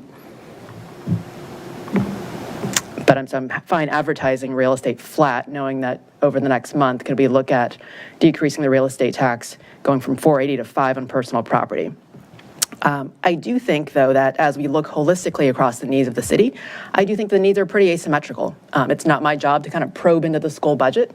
Our best proxy of that, though, is school enrollment, and it's flat. And if you look at surpluses in the school budget at the end of the year, which is, I think, one of the last things that were inserted in the budget Q&A, the schools end with very sizable and healthy fund balances every year. And that's their money to keep, and I would encourage them to use that on their capital needs. I think the 174 that was up for discussion, that was from additional commercial revenue that we kind of shared with the schools through their capital reinvestment. I would like to use that for city operating, because things like mast arms and paving are more acute, in my opinion. So if we do consider, let's say, increasing personal property and not decreasing real estate, that should go towards road maintenance. I think the 174 should come back and go towards those acute operating needs. And I would challenge us not to consider real estate, meals, or CNI right now, because those are levers you might want to need next year, and look more critically at expenses. I cannot in good faith look at revenue numbers like this, especially with what the overall tax impact and the tax burden on a taxpayer, I think it was about $600 on that previous slide, and say, we can't figure out how to make do with 7% revenue growth this year. I'm going to increase your rates more across the board. That is an unconscionable and irresponsible conversation to have, I think, with our taxpayers. So I would challenge us to not look just this year, but also what future years' revenues might look like, and keep our powder dry then.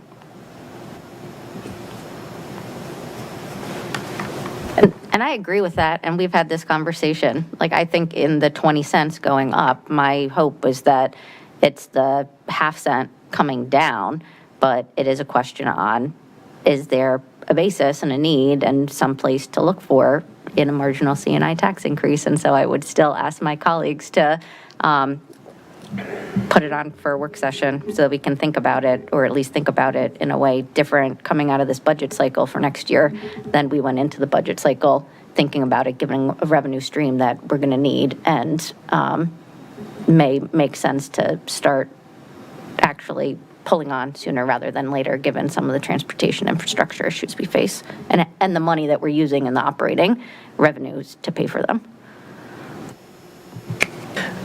Justine? I mean, so Wyatt asked for a signal on CNI, but I guess it depends on, I don't know, I mean, would it be taking away from a different discussion that we're having, or would this be something that we'd be able to insert because we do have open space in our schedule to take this on, or would this be taking staff time away from other important things if we were to have a CNI discussion? It's just it's kind of it's a heavy lift. It's a whole new program. It's a whole new tax. It is community impactful, and so usually you do need some runway for that. That's a council decision about that. But I guess what I'm saying is, and I think it would be good to get a signal that there's at least a good number of council members, I don't know what the exact number is, that would want to take this on before we take the time for it. Well, I guess are there 4 votes, I guess, to say it more simply? So I'll just speak for myself. I'm interested in learning more, but again, I would be interested in it with an offset in some other way. So it would be, we'd also maybe need to open up BPOL or the personal property for businesses. So finding a way to balance it a little bit. I realize I'm talking a lot here, but in my view, like the way I'm thinking about it is it's the offset for a reduction in half penny of the real estate tax rate, because you are now a penny and a half down relative to sort of adjustments we've made with residential owners relative to business owners. If we reduce the tax rate and we offset it by the personal property tax, the commercial assessments are a penny and a half less than where the residential taxpayers are. When you think about the residential adding back on the solid waste fees that we added back on, and adding to them the personal property fees that we're going to be adding for increased car taxes. So I think of it as that recouping that way, and not an additional thing, but recouping part of what you're reducing by reducing the real estate tax rate. So the CNI, so my understanding is that a lot of these businesses are triple net, which means that these the CNI tax would get passed oftentimes directly through to your ground floor businesses. The ground floor businesses. Does that also, if we reduce the property tax rate, does that also get passed along to the ground floor businesses too? I don't know. Okay. I mean, they're taxed. It should. I mean, I don't know if that then gets passed along through the triple net. Anyway, there's more things that I'd like to understand, so I'd like to have a conversation about it. I mean, it would be something I'm interested in. I think this is why we talked about it in the fall, because it just seems like it needs more discussion. That's not a 3 weeks left to go. And right. So that's where it's I guess if we were to do this, I'd probably want to give more heads up to businesses and stuff like that. It would seem a little bit sudden to do, but it's funny because it's if we don't have the conversation now, then like we push it off for like another year and then we don't ever have it. And so We I'd like talked to about have November it. 14th, and we kind of put it to bed back then. I guess Yeah. if there is interest and we think there's a need next year, we could say, hey, in September, we should talk about it and give ourselves more time then So to have the more thorough discussion about offsets too. I would actually suggest that we talk about it sooner than September, just because the more I think about it, the more lobbying to expand the uses of it is something that might need to start sooner, and I think it would be beneficial to maybe get it changed a little bit so that it does fit the needs of smaller communities. I don't think we're the only ones who struggle with the ability to use it because of its limitations. But I think there's too many questions about it right now, and it's very limited that maybe it's not the right one for this year. And this is my first time through, but I'm kind of looking at what do we need to be doing tonight? We're still 3 weeks away from saying, okay, this is what the taxes are going to be. We're 3 weeks away from that, but tonight is, to me, is about saying, what are the things that are options and we might possibly consider? And I've heard a lot of different pieces to that. I personally am not interested in raising the real estate tax.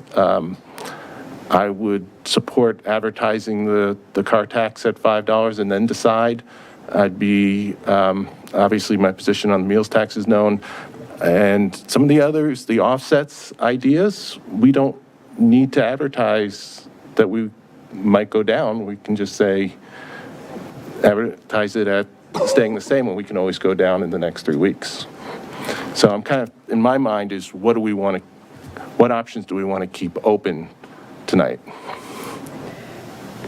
So back to CNI, I guess, because that's one that does not have an ordinance in front of us. Are there 4 votes to ask staff to work on it in the next 3 weeks? Or is this if not September, maybe it's an August conversation that we can start?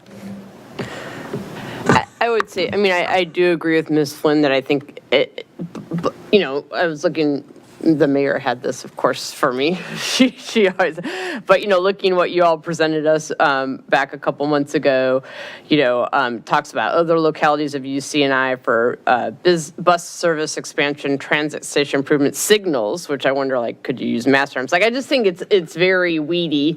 And, is that how we want our staff to be spending their next 3 weeks?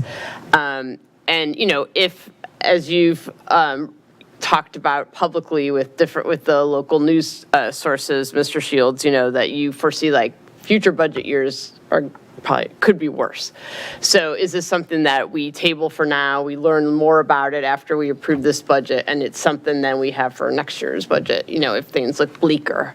So I guess that would be my thing, is maybe we hold off but with the idea that we really, once we get through this budget year, we really do some deep dives and really be ready for next budget year. Yeah, so maybe this is something we could bring up over the summer, or start the discussion on over the summer. And just, I have a whole bunch more questions, I guess, than I did last year. So I would be okay pushing this off to a few months from now. I would like to also point out that we're going to have, we probably want to have some discussion over the summer about the split rate that's been authorized. And that's, even though it's effective July, there's too much analysis that needs to be done. We're not going to touch it this year, but we should be discussing it over the summer at some point, give staff time to really dig in on that. Mr. Snyder. Maybe it's appropriate now that we've had a general discussion. Why don't we just go through each one of these and just take... Yeah, I wanted to at least put to bed CNI, because we don't even have an ordinance for that one. So I don't hear 4 for CNI this year, with an agreement that late summer, we can pick it back up for a more thorough discussion when we can give staff more time to discuss it. Right. Is there head nods? Okay. Plus, that impacts our businesses in a very significant way, so... Yeah, it needs more socialization in the community as well, besides us. To say the least.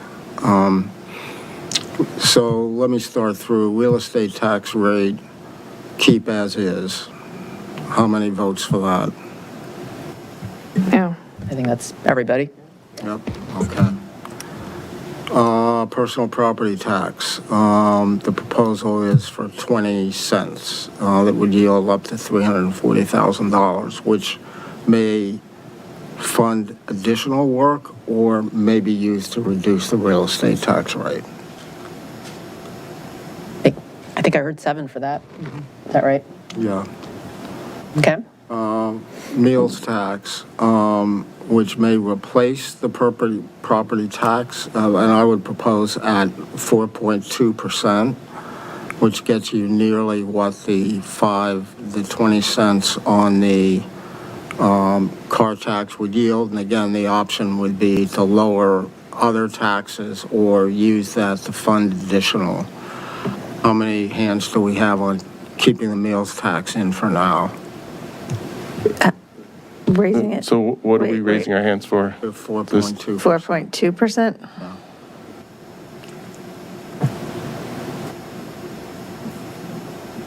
I would do that. I would actually propose 4.25 just to keep it kind of an even calculation for people.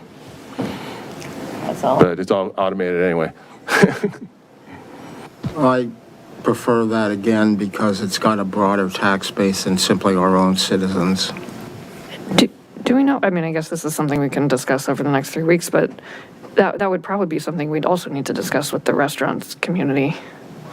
And I Oh, can they were imagine- discussing it already Okay. without us. But again, we could set that tonight, 4.2, and then come back. Come down. Do we know their feelings on it? Yes. Okay, we do, okay.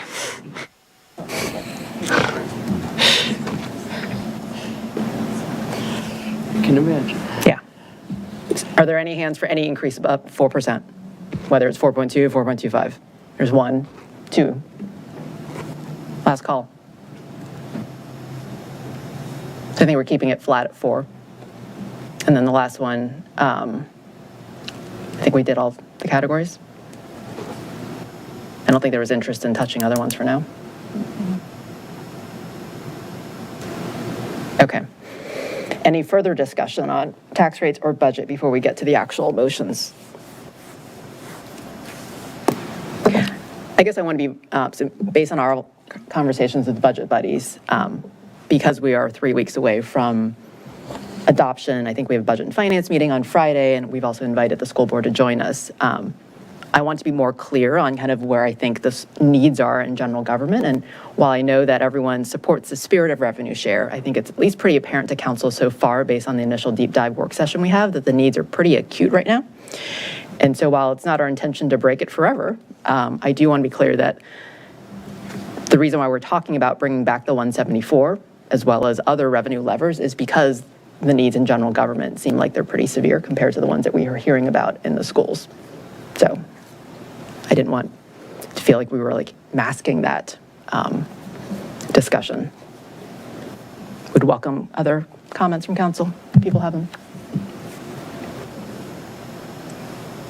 Okay. Okay, well, let's bring up first ordinance. This is TO 2603. This is for the budget. Is there a motion for that? And then we'll get to all the tax rates. I move to grant first reading to TO 2603, schedule public hearings for April 27th and May 11th, 2026. Schedule second reading for May 11th, 2026, and advertise the same according to law. Is there a second? Second? Whoops, second. Downs in the second. And call roll, please. Mr. Agan? Yes. Ms. Conley? Yes. Ms. Downs? Yes. Ms. Flynn? Yes. Mr. Snyder? Yeah. Ms. Underhill? Yes. Mayor Hardy? Yes. Motion carries 7-0. Thank you. And call the next one. The next one is TO 26-04, and that's the tax levy on real estate and personal property. I move to grant first reading to TO 26-04, schedule public hearings for April 27th, 2026, and May 11th, 2026, schedule second reading for May 11th, 2026, and advertise the same according to law. I'll second. Ms. Underhill in the second. Call roll, please. Mr. Agan? Yes. Ms. Conley? Yes. Ms. Downs? Yes. Ms. Flynn? Yes. Mr. Snyder? Yeah. Ms. Underhill? Yes. And Mayor Hardy? Yes. Motion carries 7-0. Thank you. The next is TO 26-05. So that's the ordinance setting the stormwater utility billing rate. I move to grant first reading to TO 26-05, schedule public hearings for April 27th, 2026 and May 11th, 2026, schedule second reading for May 11th, 2026, and advertise the same according to law. I'll second. Ms. Underhill in the second. And call roll. Mr. Agan? Yes. Ms. Conley? Yes. Ms. Downs? Yes. Ms. Flynn? Yes. Mr. Snyder? Yeah. Ms. Underhill? Yes. Mayor Hardy? Yes. Motion carries 7-0. And next we have TO 26-06, and that is to amend the city code to increase sewer service and availability charges. I move to grant first reading to TO 26-06, schedule public hearings for April 27th, 2026 and May 11th, 2026, schedule second reading for May 11th, 2026, and advertise the same according to law. Is there a second? I'll second. Ms. Underhill in the second again. Call roll. Mr. Agan? Yes. Ms. Conley? Yes. Ms. Downs? Yes. Ms. Flynn? Yes. Mr. Snyder? Yeah. Ms. Underhill? Yes. And Mayor Hardy? Yes. Motion carries 7-0. Would anyone like to help Mary Beth? And so the next one is TO 26-07. This is setting the solid waste collection fee. I move to grant first reading to TO 26-07, schedule public hearings for April 27th, 2026, and May 11th, 2026, schedule second reading for May 11th, 2026, and advertise the same according to law. Second. Beat you, Justine. Downs on the second. Mr. Agan? Yes. Ms. Conley? Yes. Ms. Downs? Yes. Ms. Flynn? Yes. Mr. Snyder? Yeah. Ms. Underhill? Yes. And Mayor Hardy? Yes. Motion carries 7-0. And finally, TO 26-12, and this is the ordinance to amend development-related fees. I move to grant first reading to TO 26-12, schedule public hearings for April 27th, 2026 and May 11th, 2026, schedule second reading for May 11th, 2026, and advertise the same according to law. I'll second. Ms. Underhill in the second. I will note on this one, this is one that I raised in work session, that I would have preferred more discussion on this, on how we advance some policy objectives, like supporting small businesses that may be relocating, people doing green infrastructure upgrades. I heard from staff that we didn't have time to get to it, and so I don't love that we're just increasing fees across the board, even though we're trying to just keep up with inflation.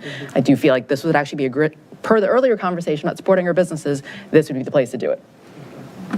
Yeah, I guess we'll maybe discuss this over the next few weeks, but I also have questions as to, like, if people are going through the permits process now, would they be notified, and how would they be notified? Go into effect after July 1st. I assume that they've submitted before July 1st. I don't know if that's the case. If they submitted before, It's would a they? good budget Q&A for next week on the fee changes. If someone submitted before July 1st, are they in the old fee schedule, so that that's not a switcheroo on them? Yeah, and how, if there is a change, like, how would they be notified?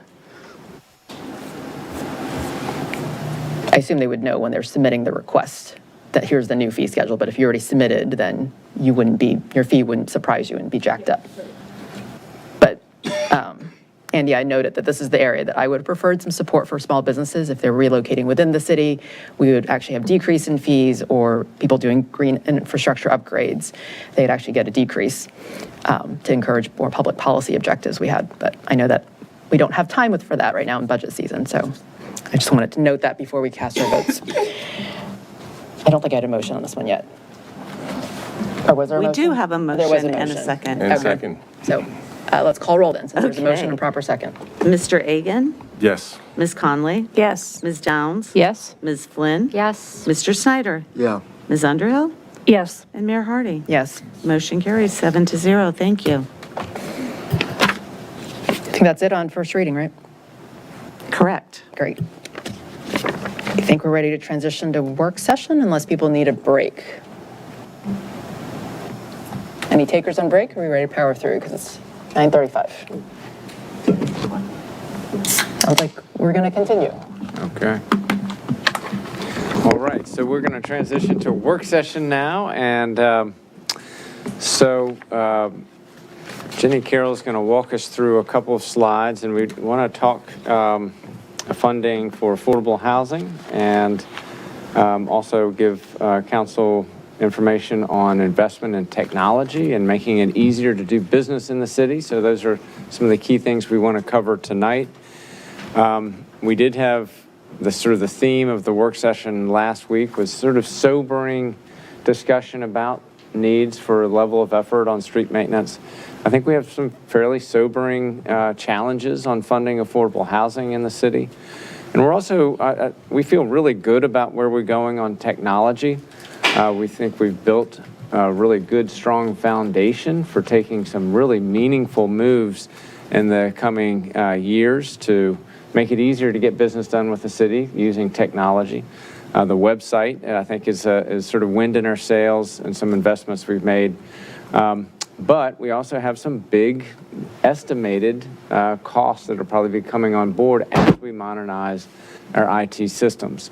And that's not a specific budget request this year, but it's sort of it's forecasting some cost increases in future years. So Jenny will give us the details on that. So with that introduction, Jenny, I'm going to turn it over to you. Thank you. Good evening. Thank you, Mr. Shields. Good evening, Mayor Hardy and members of council. As Wyatt said, we're going to focus on affordable housing, Virginia Village, and I realized I have the power to control the slides. Virginia Village and responsive governance through technology. We're going to start first with affordable housing in Virginia Village. Dana Jones, Director of Housing and Human Services, will start us off, and she is joined virtually by Housing and Human Services staff Brendan Woodley and Kayleen Mark. So I'll turn it over to Dana.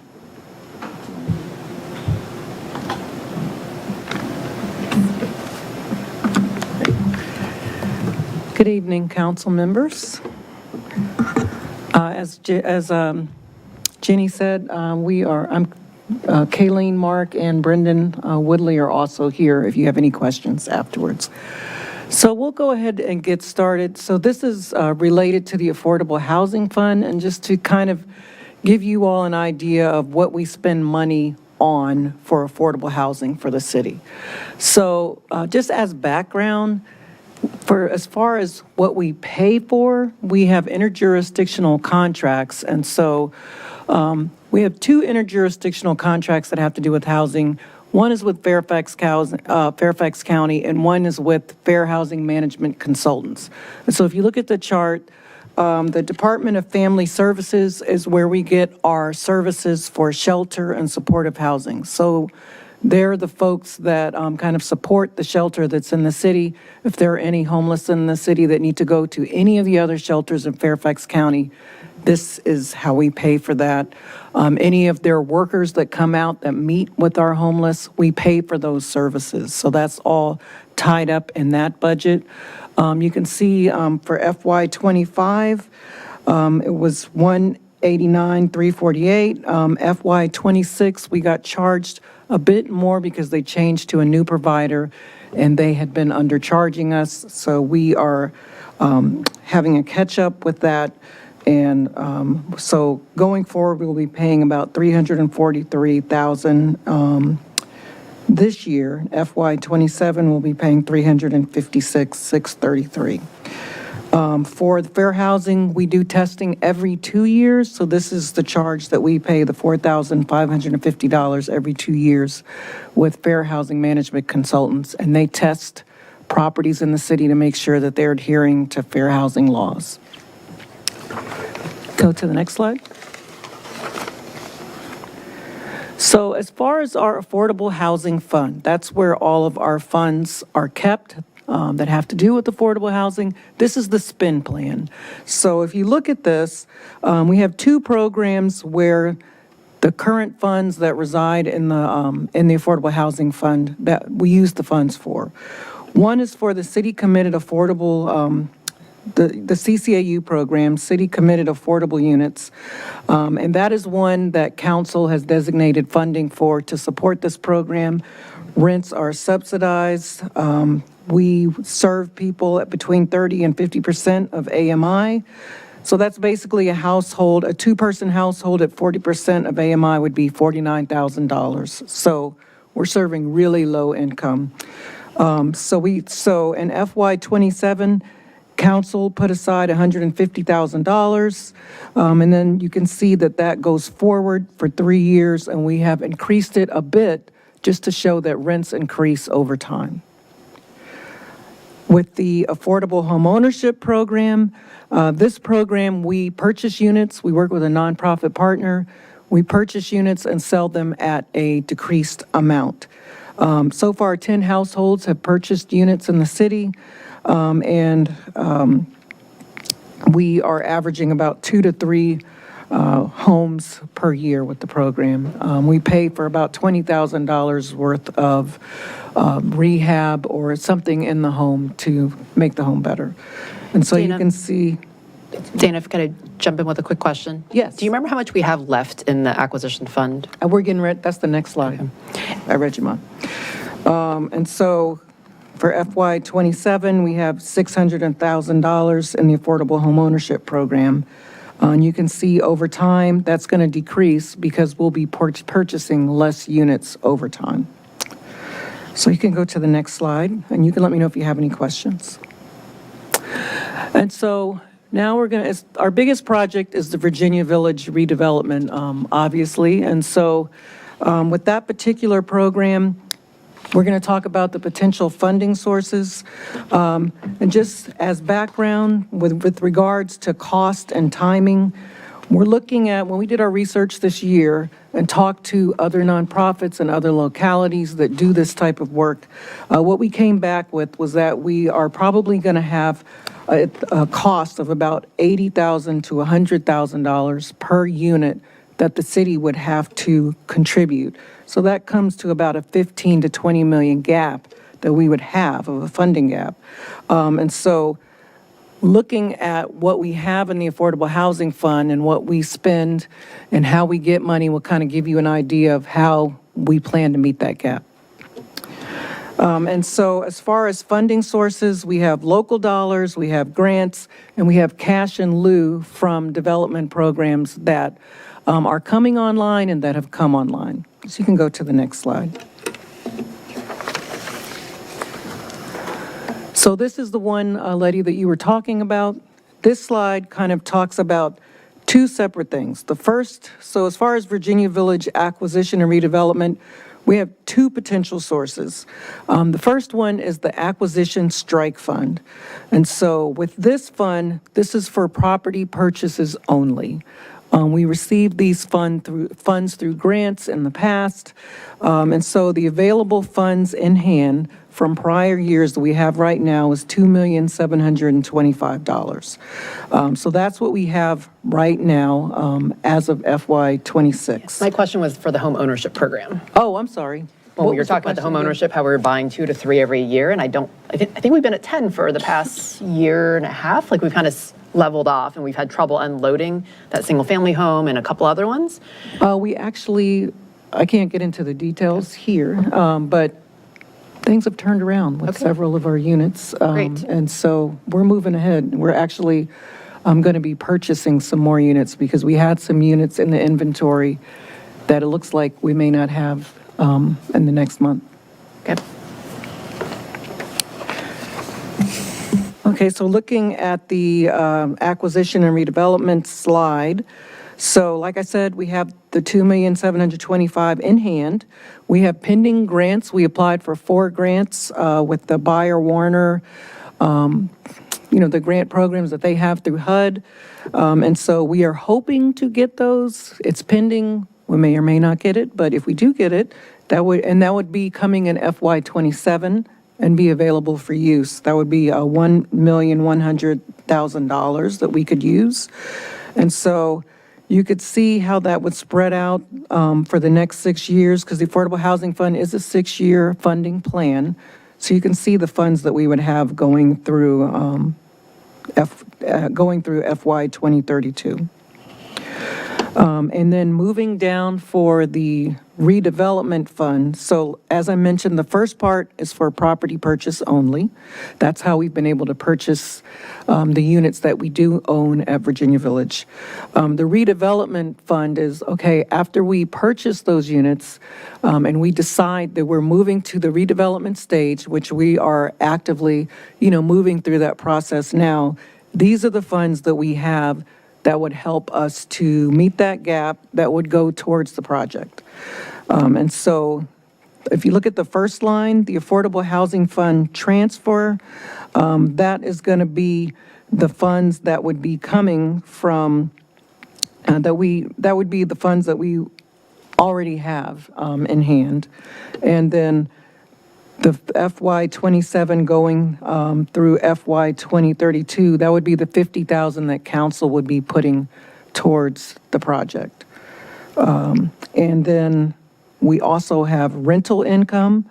Right now, we have $350,000 in our account for rental income for the Virginia Village properties that we do own.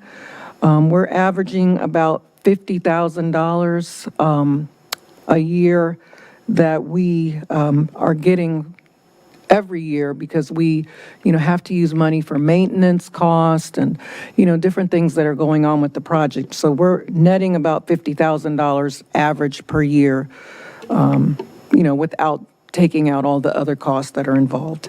Then we have the Community Development Block Grant and Home. These are our HUD federal grants that we have. So these would be $71,000. Currently, in FY '26, we're funding a nonprofit, but we plan to take those funds and put them towards this project. So we can't actually spend these funds would be, we would use them towards the maintenance cost for the project, and then we would not have to use rental income for that. Currently, we use rental income to cover all of the maintenance, repairs, all of those kind of things, health and safety that have to happen at the properties. But we plan to use these CDBG funds instead of the rental property, and then we could put that money back into, not have to touch the rental property and allow that to accumulate. Now, we do have some cash in lieu funds that are planned to, come in the future. So we, if the Quinn Building, if everything goes the way that we hope that it does, then we, in FY 2029, we would get $1,900,000 for cash in lieu that we could use towards this project. And then the next cash in lieu project would be the West Falls Church Senior Building, which is planned to come online in FY '27. That would be an annual contribution. So you can see it would be 228, 412, and 2027. And then you can see that's drawn out. These are the amounts that we would get every year up to FY 2032. So you can see that the total in FY 2032 would be $429,702 if we took it out that far. But you can look and see what our running balances are at the end of the chart. So that was a lot of information. So do you have any questions regarding that? And basically, as I mentioned, this is the potential funds that we could use towards this project right now, spread out. So this is helpful to know because when you mentioned kind of $80,000 a unit, obviously that's important. And there's obviously other concessions that developers often ask for, like property tax abatements and reductions in parking can also help go a long way. Obviously, we're contributing, we may be contributing the land. Yes. For the two cash in lieu options, given that those are coming from senior buildings, I think this is a policy question that we haven't talked about, but if we're using money from two senior buildings where the intent was to use for future senior affordable, would we include in kind of RFP that we'd want some of the units to be set aside for senior affordable? I would say, with our program, seniors are priority one anyway. You know what I mean? The priority one is seniors and disabled persons who live or work in the city. So they would have top priority over all three priorities, regardless of how many units we have. They're going to be first. They would be served first anyway. But I also hear what you're saying. I would just be prepared for that question, because if we're Yes. using money from two senior projects where the original policy goal was we should provide for senior affordable housing, Yes. then as long as the way we would allocate the future units at a future Virginia Village project is giving seniors priority, Yes. I think that would maintain the policy intent then of why we have a set aside, why we got contributions from those projects, right? Yeah, so I mean, it would be all of the residents that are currently there, and then whatever when we start talking about those additional units, once we start filling those additional units, seniors would be priority one. And we do have seniors that currently live over in Virginia Village. I don't know what the estimates are, but I know that, anecdotally, that we do have seniors living there. But I guess to follow up on Letty's question, does the priority one that you're speaking about that exists under the city policy carry over to whoever, may end up being the partner for redevelopment? So for for purposes of the RFP, like needing to set forth that expectation because they may not actually have to follow any sort of policy, even if it's our policy, if it's their units, even if they have an affordability covenant on them. Does that make sense? I mean, I think we think of most ADUs in the city, they have to follow city policy. So we would, unless the council changed it, any new building built at Virginia Village would need to conform with the city's ADU policy and its priorities. I understand the intent of, this came from the Quinn project or another senior living project, but at least when I was voting for the Kesh and Lou from the Quinn project, I strongly feel that, while seniors are incredibly an important part of our system, I think they should be open. I wouldn't want to put that in an RFP specifically, stating that this has to be tied for seniors or whatever else, just because I think that there are plenty of needs from working people, from younger people, and I would disagree with specifically tying it to seniors beyond what we have in our city policy. Hopefully even enough units for all of the above. Hopefully, we will.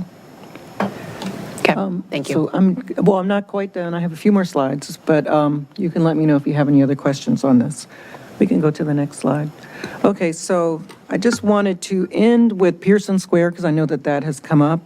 We have 15 ADUs over at Pearson Square. They're all at 60% AMI.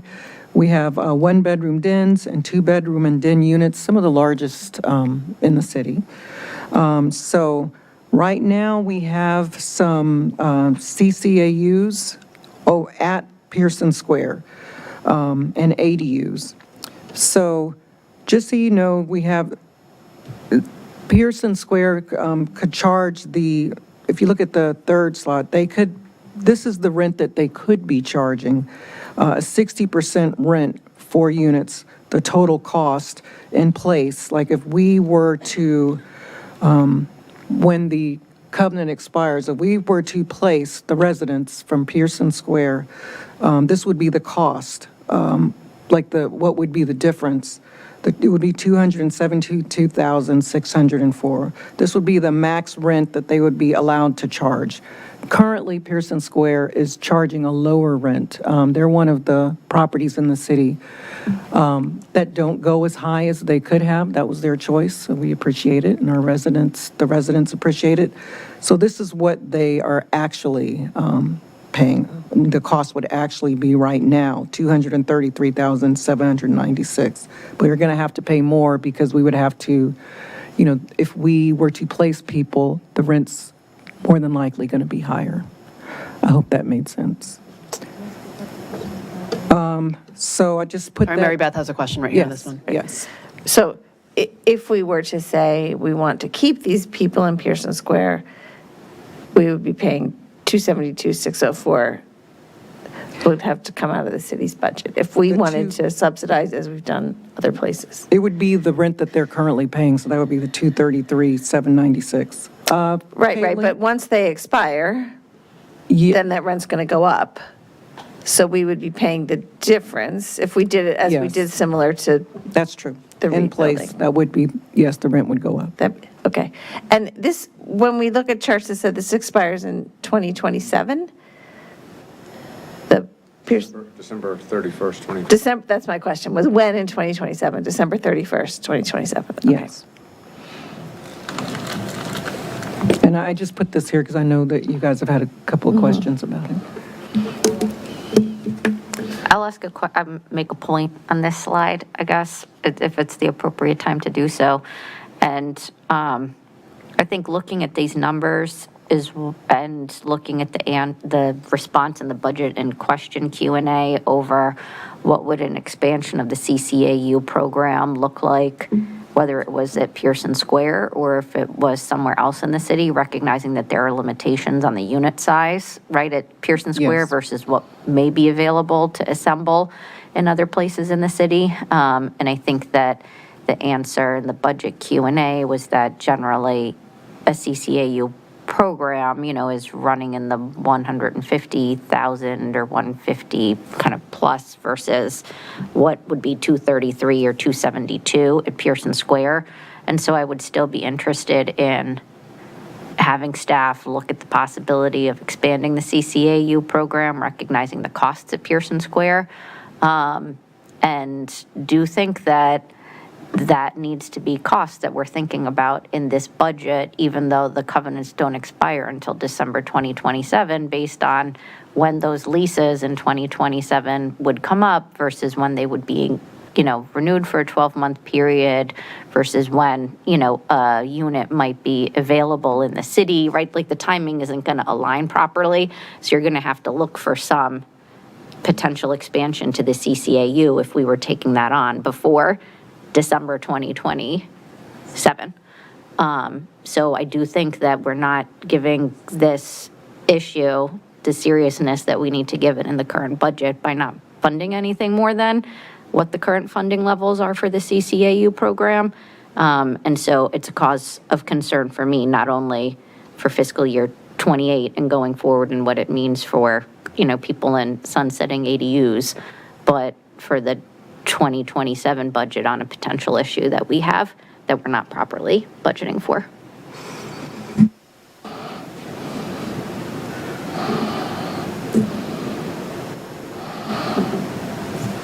Noted. I hear you. Any other questions? So that is the housing presentation. If you have any other questions, if not, I will have Jenny come up and do the second part of the presentation. And also, like I said, I have Kayleen and Brendan here if you have any questions for them. Thank you. Did you have anything else, Wyatt? Okay.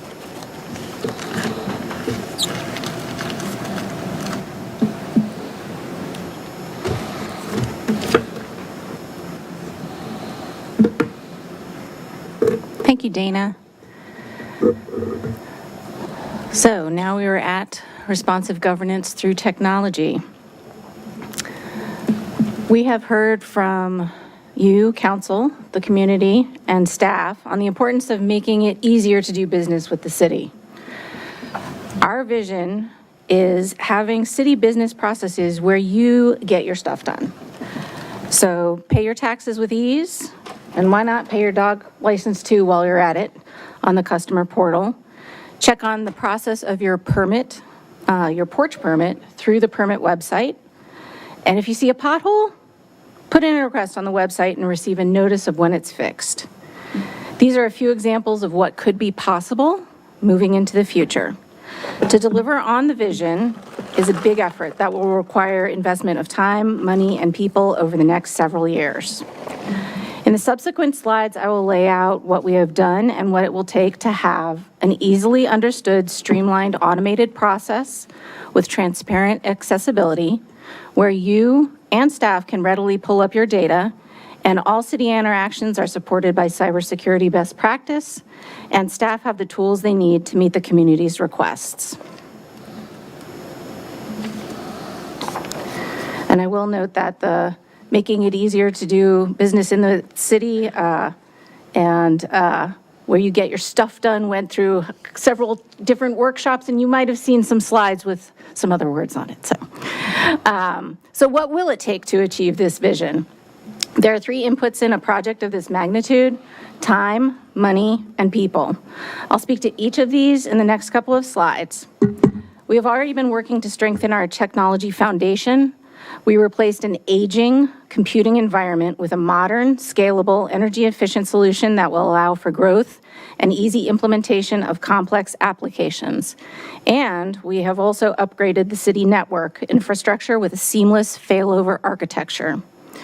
Currently, we are addressing cybersecurity through best practices of separating operations from security by contracting out the Chief Information Security Officer Service, also known as the CISO. And we are also standing up the governance structure to guide selection, integration, and implementation of new technology. All of this sets up the city for the next steps with technology to improve the customer and staff experience with business processes. The proposed plan encompasses 3 to 5 years and starts with reinforcing and updating our foundation, which is the city financial system. That is the basis for all city business processes like permits and payments. Next, achieving quick wins by utilizing temporary staff for internal and external process improvements. And finally, we will use budget opportunities to ask council to invest in one-time costs for implementation, integration, and training, and also augment our recurring annual costs. The next slide shows a detailed timeline for the next 3 to 5 years, and I will make a change. For concurrent work, so this is the next 3 to 5 years for concurrent work on addressing cybersecurity, the work order system, external and internal process improvements, and the internal city financial system. I'd like to highlight more detailed information about each. We are in the process of completing the procurement process and implementation for the CISO function and expect that to be completed in year 1. The work order system is also currently being assessed, and the staff, I'm sorry, I'm going to need to put my glasses on. And the staff team with the vendor will reconfigure the internal system and provide support to staff so that later when we implement the community request system, there will be seamless integration. We will also start to build our change management muscle by selecting 2 internal processes, for example, the travel and training form that all city staff use, and 2 external processes to revamp, like changing the approach to dog licenses. The base of our work, the city financial system, is indicated along the bottom of each of those rectangles. And the updating process will start with the procurement through a request for proposal process. Contracted staff will guide the process, engage stakeholders, and assist in determining the best solution for the city. Concurrently, in-house staff will continue to build documentation of the system and support the current system. In year 2 and 3, a new or upgraded system will be selected and implemented to include a customer portal and cloud hosting. Additionally, the permit system implementation and integration will be a priority for the city and is slated in the timeline in year 2 and 3 for that reason. Finally, the payment system will be implemented and continued upgrades will occur as required and needed. As I alluded to earlier in the presentation, this is a big effort, including funding. The last slide will focus on potential costs for achieving that vision.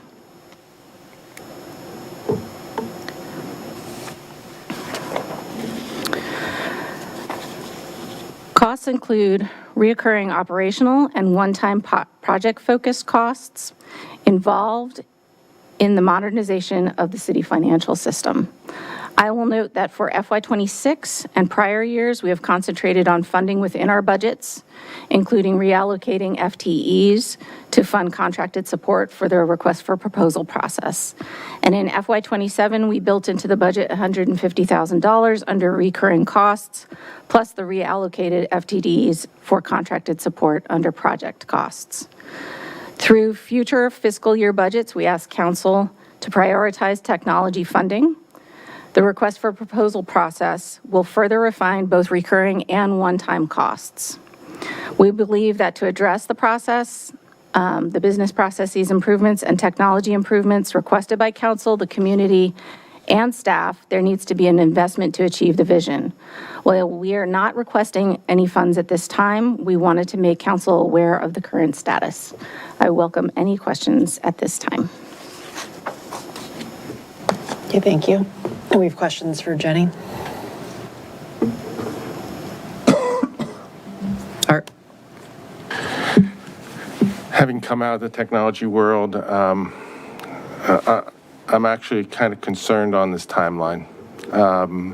Moving at the speed of government is, to me, I look at this and see a 3-year plan, and what would it take to accelerate this and get this in a 3-year time frame versus a 5-year time frame?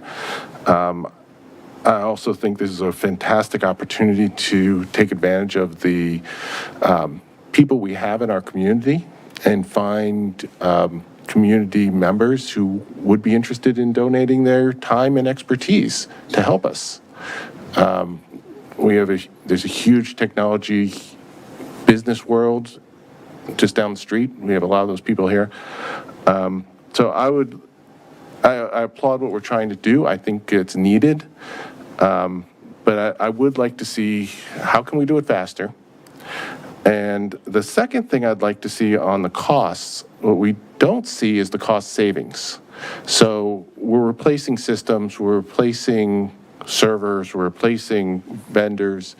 As part of this, what are we spending on those? What's the cost saving, the other side of it? To me, this is something that should decrease our costs, especially if it's replacing manual processes, things like that. So I would be interested in seeing the cost savings piece of it as well.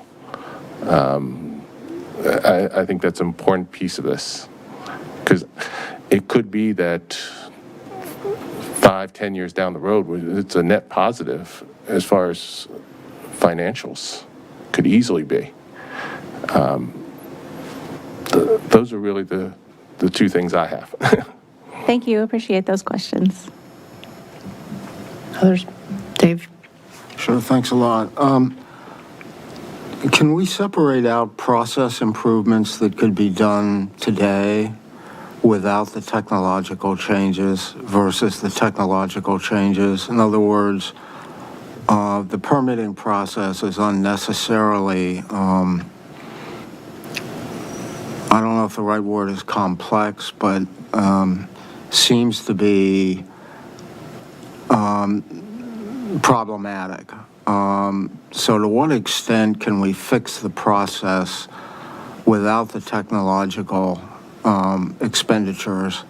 And then looking at the technological expenditures, to what extent do we think AI can reduce costs and improve efficiency? So I'd separate it between process, which we could achieve today with human beings without new technology, then the technology piece, how much, and then to what extent are we assuming or not assuming that we can get efficiency gains as a result of adopting AI as part of the technological evolution. You don't need answers today necessarily to either of those, but that's my thinking about process and technology. And then, yeah. Separate the two and then put them together. I think I can answer the first of those two questions, which is that's what we have done when it comes to the permits process. So Andy's been point person on that whole entire project when it comes to the permits process. I'm just speaking to the technology piece tonight. So I think he's outlined in prior either regular sessions or action sessions and work sessions what they're working on at this time. And they've already started that work.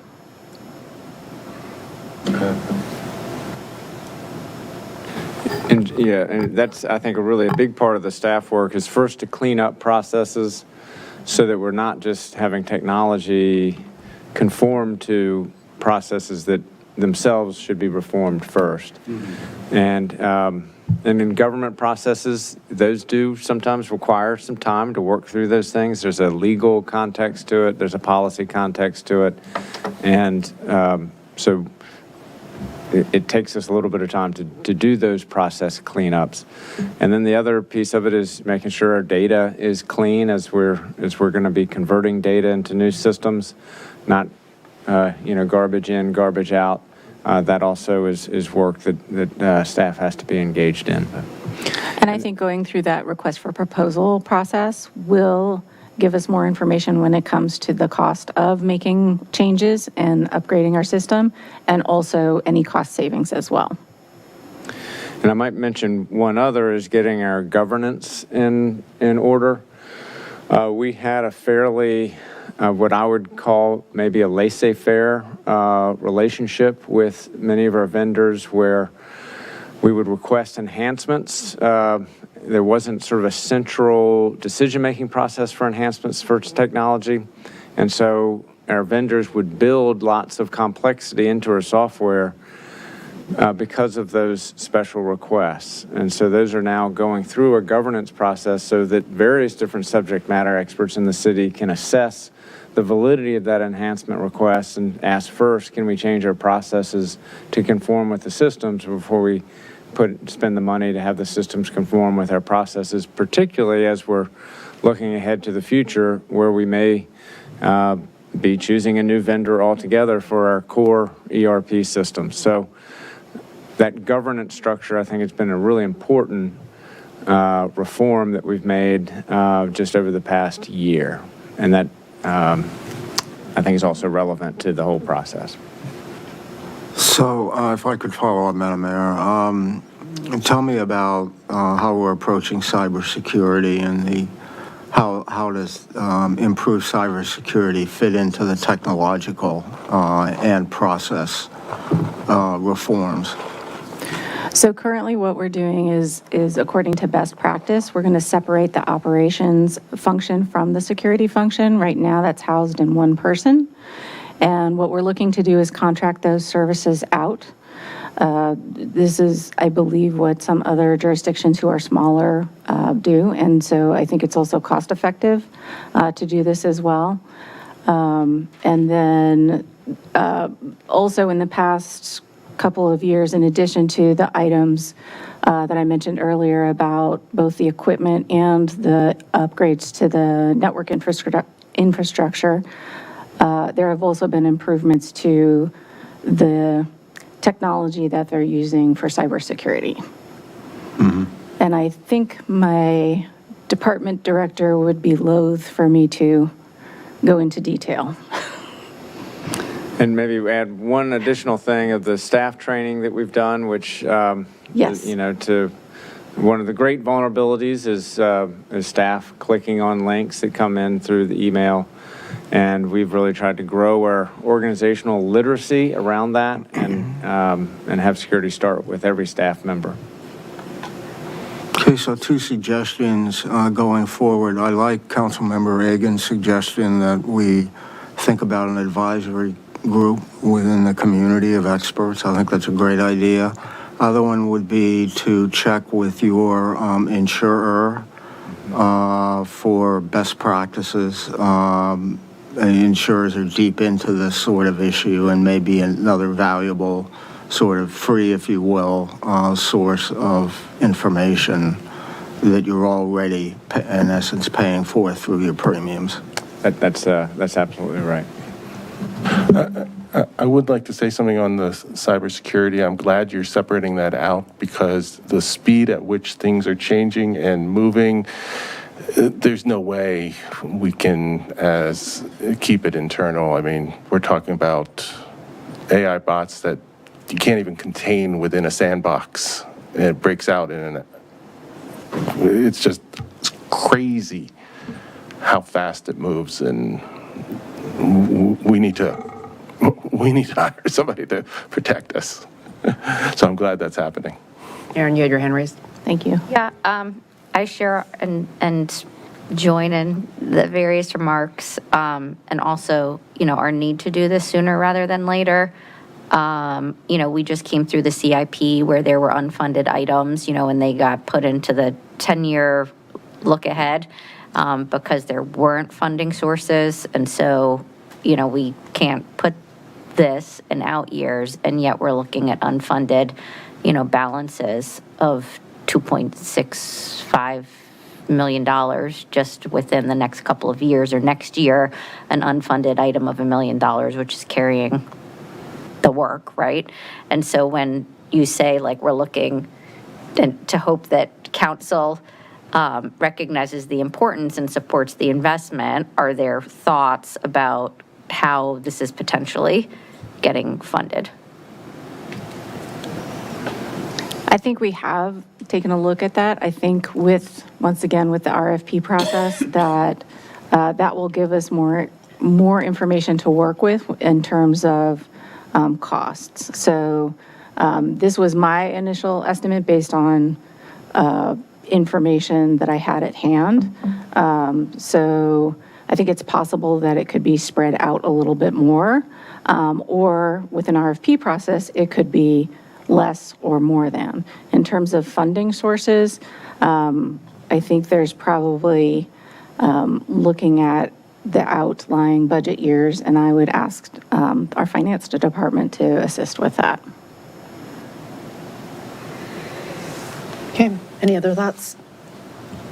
One question. Does this assume we're going to stay with EERP? Or is this in addition to, in lieu of? So EERP is our current system. Yes. And going through the request for proposal process, it's entirely possible that we would remain with EERP. It's also possible that we would look at a new system. Okay, so that's what the RFP is for? Yes. The actual system? Okay, yes. Thanks. And are the schools involved in that part at all? Because I know. Absolutely. Okay, thank you. They are a part of the internal team that's been working on that. I guess one thing I'll flag, I don't know whether this is specific to IT, but I do feel like the AI conversation is happening faster than we can keep track of it.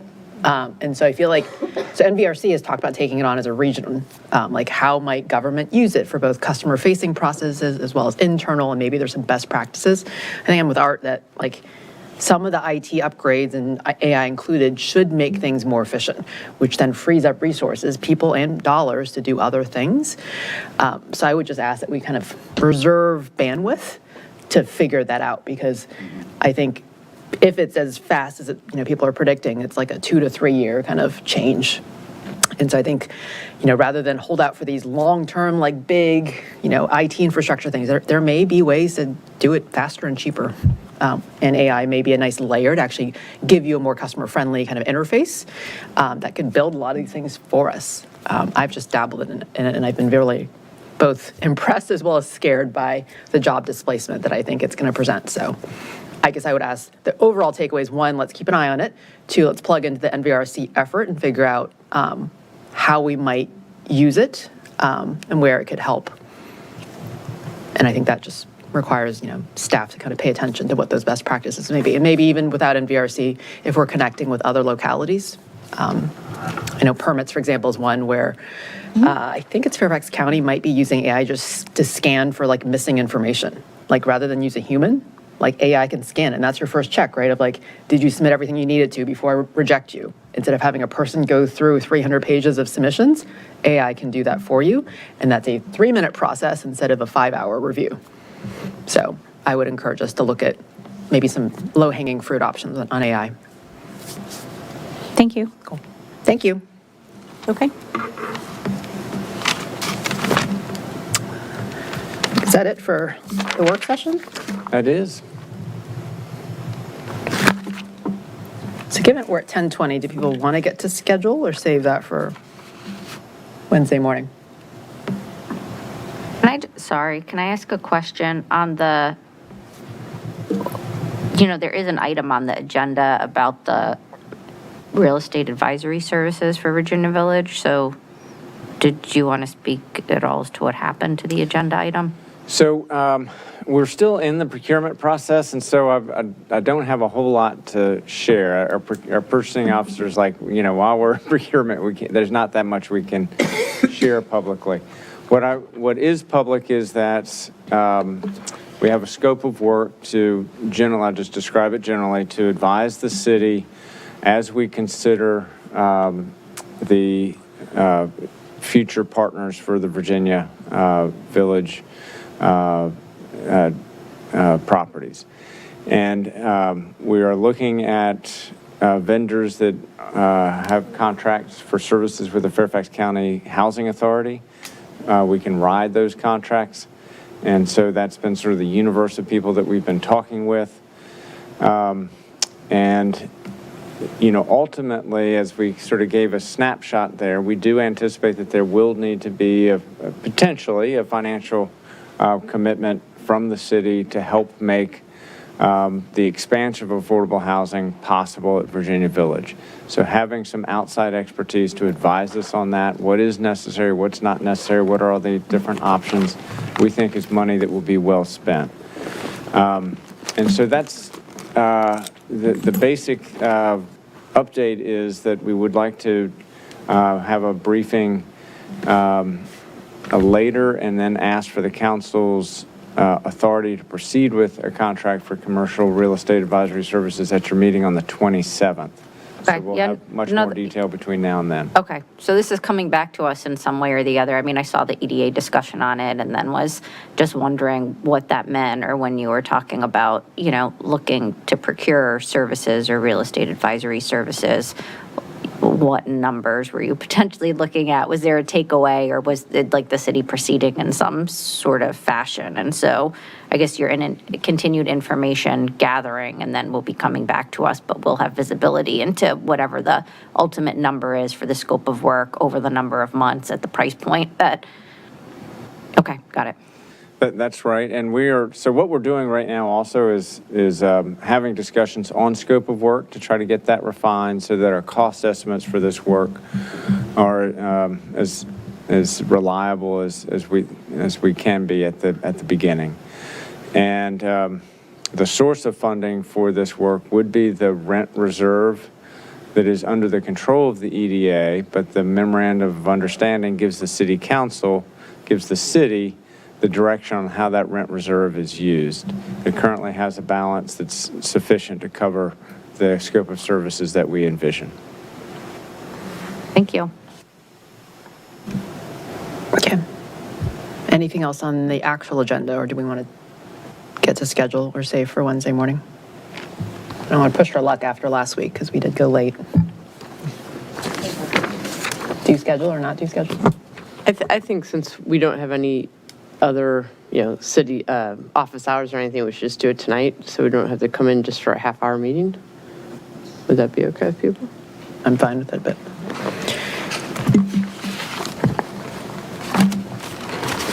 All right, if folks have it up, there it is on the screen. And so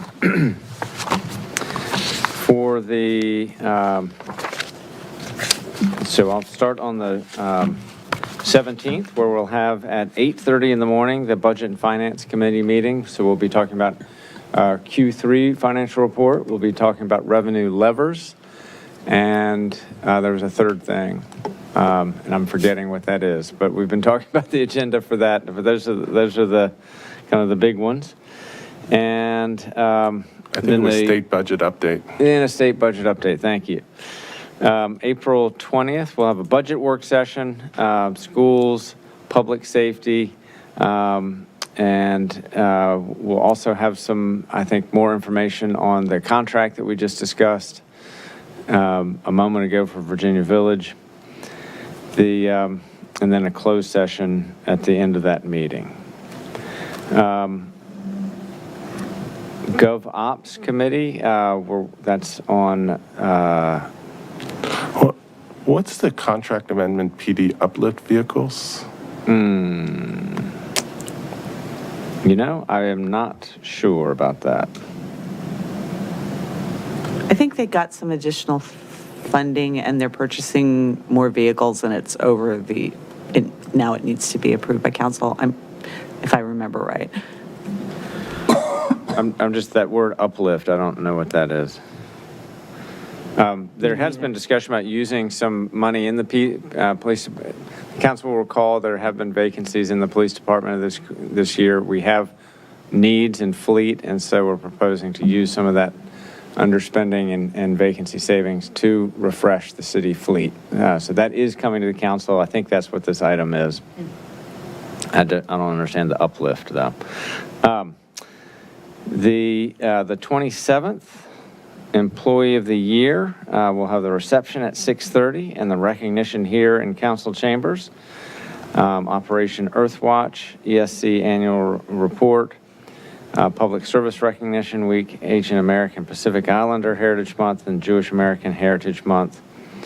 We have the advertised public hearings for all of the budget items that were acted on first reading tonight.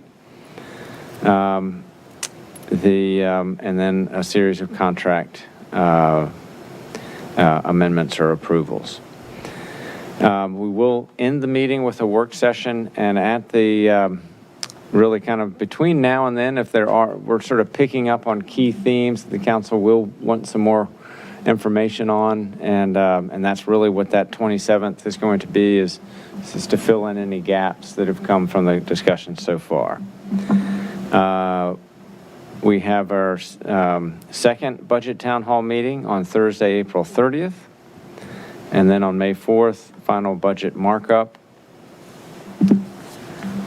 Initiating resolution for Chest Bay items and consent preview for contract approvals.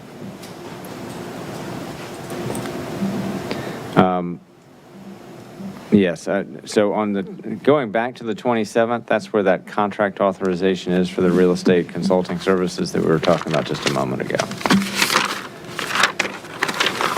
Then looking ahead to May 11th, proclamations for Police Week and Public Works Week, and then final action on the budget items, the Chesapeake Bay initiating resolution, and the consent contract approvals. So then post-budget, we have some code cleanup items, and then we have a touch base with council on Virginia Village, and so that's coming back to council with the sort of the outcome from the town hall meetings that we've been hosting, the 4 town hall meetings. And we'll discuss language on code amendments as well as small area plan. Then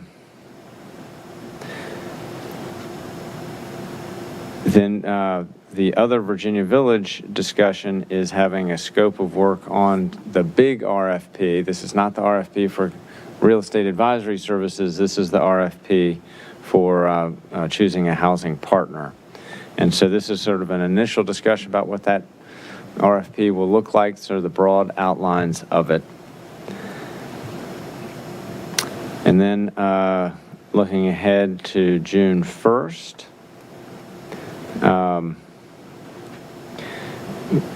one of the issues that we'll be taking up is the parking and landscape modifications. And so one of the kind of the heavy parts of that is changing those regulations in our zoning ordinance so that waivers that have been approved by the Planning Commission become rare, because the code is more in sort of reflecting what the built environment is in the city. And so that and then having, when waivers are required, have them go through the BZA process as opposed to the Planning Commission process.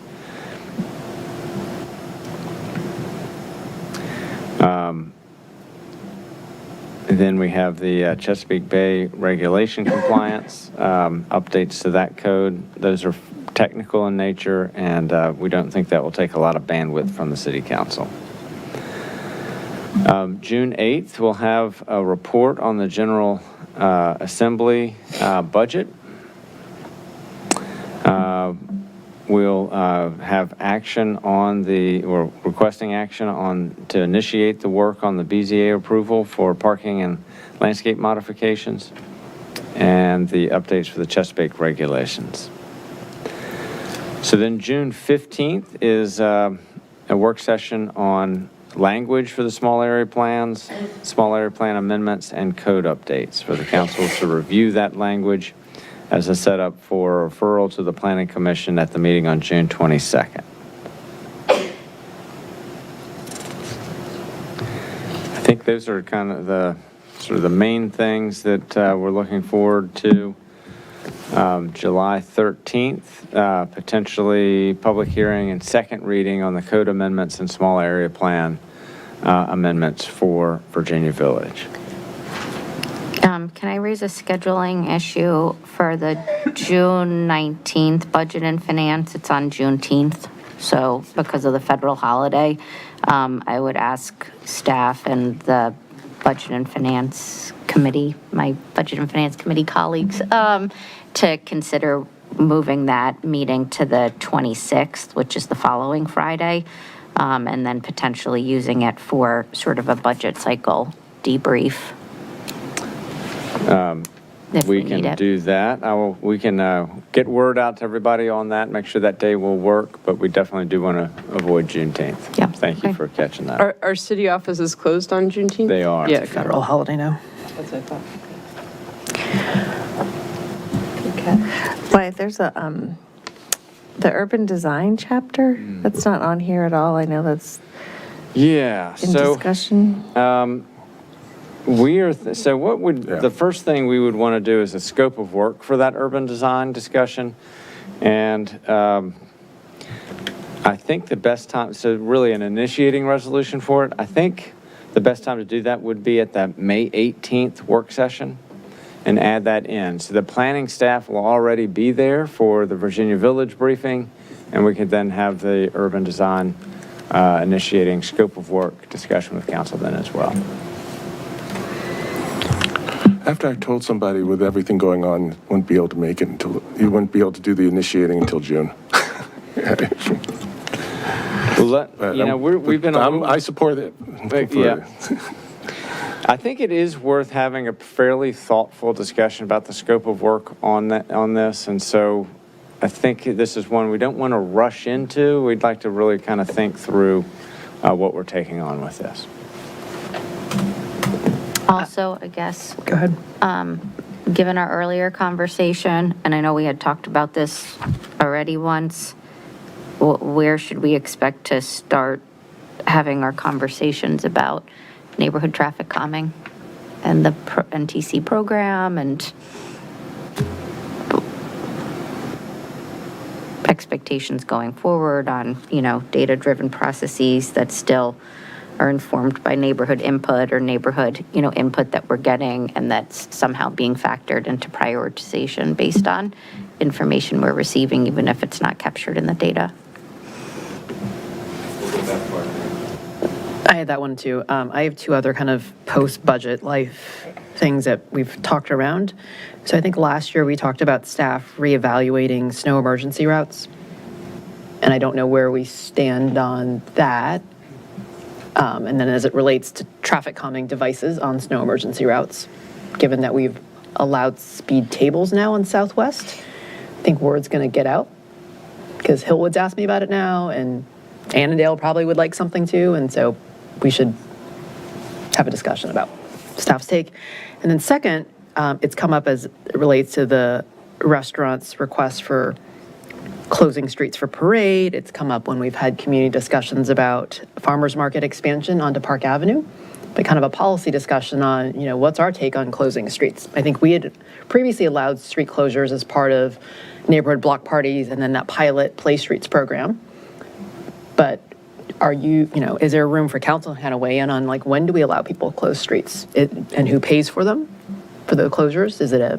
Do we just absorb it in the general government budget? Do we expect that the requesters pay for some of the labor involved? Do we think it's enough of a community building activity that we should, take care of it in the city budget? But, that's just the budget side of things. But I think that merits a discussion rather than tackling these things one-off, because I imagine that Broad Street closure will come up again. And it'd be nice to have a more thorough discussion and not be reactive the next time it comes up. Have an actual policy of On here. this is what we can, this is what we'll close, this is what we won't. So if we could pencil that in for a post-budget discussion on, because I think we've all talked about wanting streets to be for people and wanting more lively activity and encouraging our vibrancy, but also need to balance the operational concerns of it.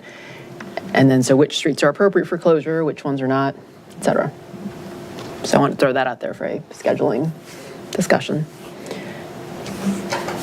Just on a more general question, earlier versions had unscheduled or future items on it.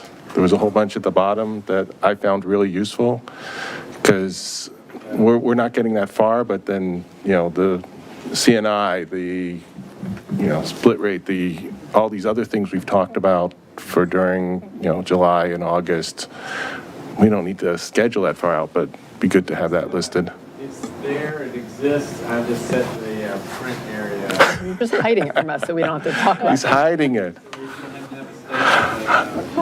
Is it password protected, Wyatt, somewhere? No, I think it's all the things he doesn't want to deal with before his retirement. Is it all going to say after September 5th? And it's stapled. Yeah. With a whole extra sheet. Okay. The other thing I probably want, just because we're looking at June now, I'm still figuring it out, but I guess we have to figure out, are we going to have enough people on some of these June meetings? Well, Celeste has our vacation schedules that I think you provided, Laura. Yeah, we've started adding them into the schedule, so you'll be able to see how that shakes out. Oh, it's not on the one for, that was attached to the agenda. I think it is. Yeah, because yours has A with a question mark. Okay, anything else on schedule? Okay. Are there any standing or regional council committee liaison reports? Councilmember comments? Can I mention one since you're talking? The Northern Virginia Regional Commission, in their budget request, had a request for a contribution to a strategic reserve of about $300,000. I don't even remember what the city's share of that was. We did not add that into the budget. Many of the other jurisdictions did not as well. The NVRC is probably going to be discussing what to do about that because about half funded it and half did not, and some of the largest jurisdictions did not. We can add this to the budget markup for May 4th. I think it's something that we ought to be able to cover, but I just wanted you to be aware of that. That's a small thing. But at the next NVRC meeting, it might come up. I think our share was small. It was, so it's manageable.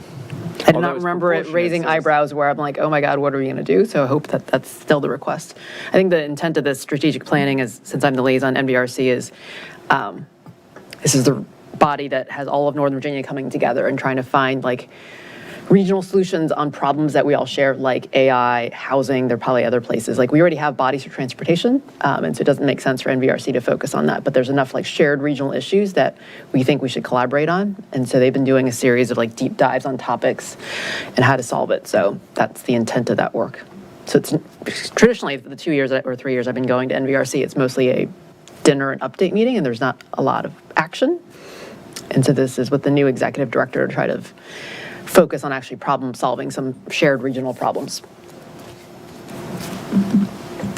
Okay, we have minutes. Does anyone want to move approval of minutes from March 23rd, 2026?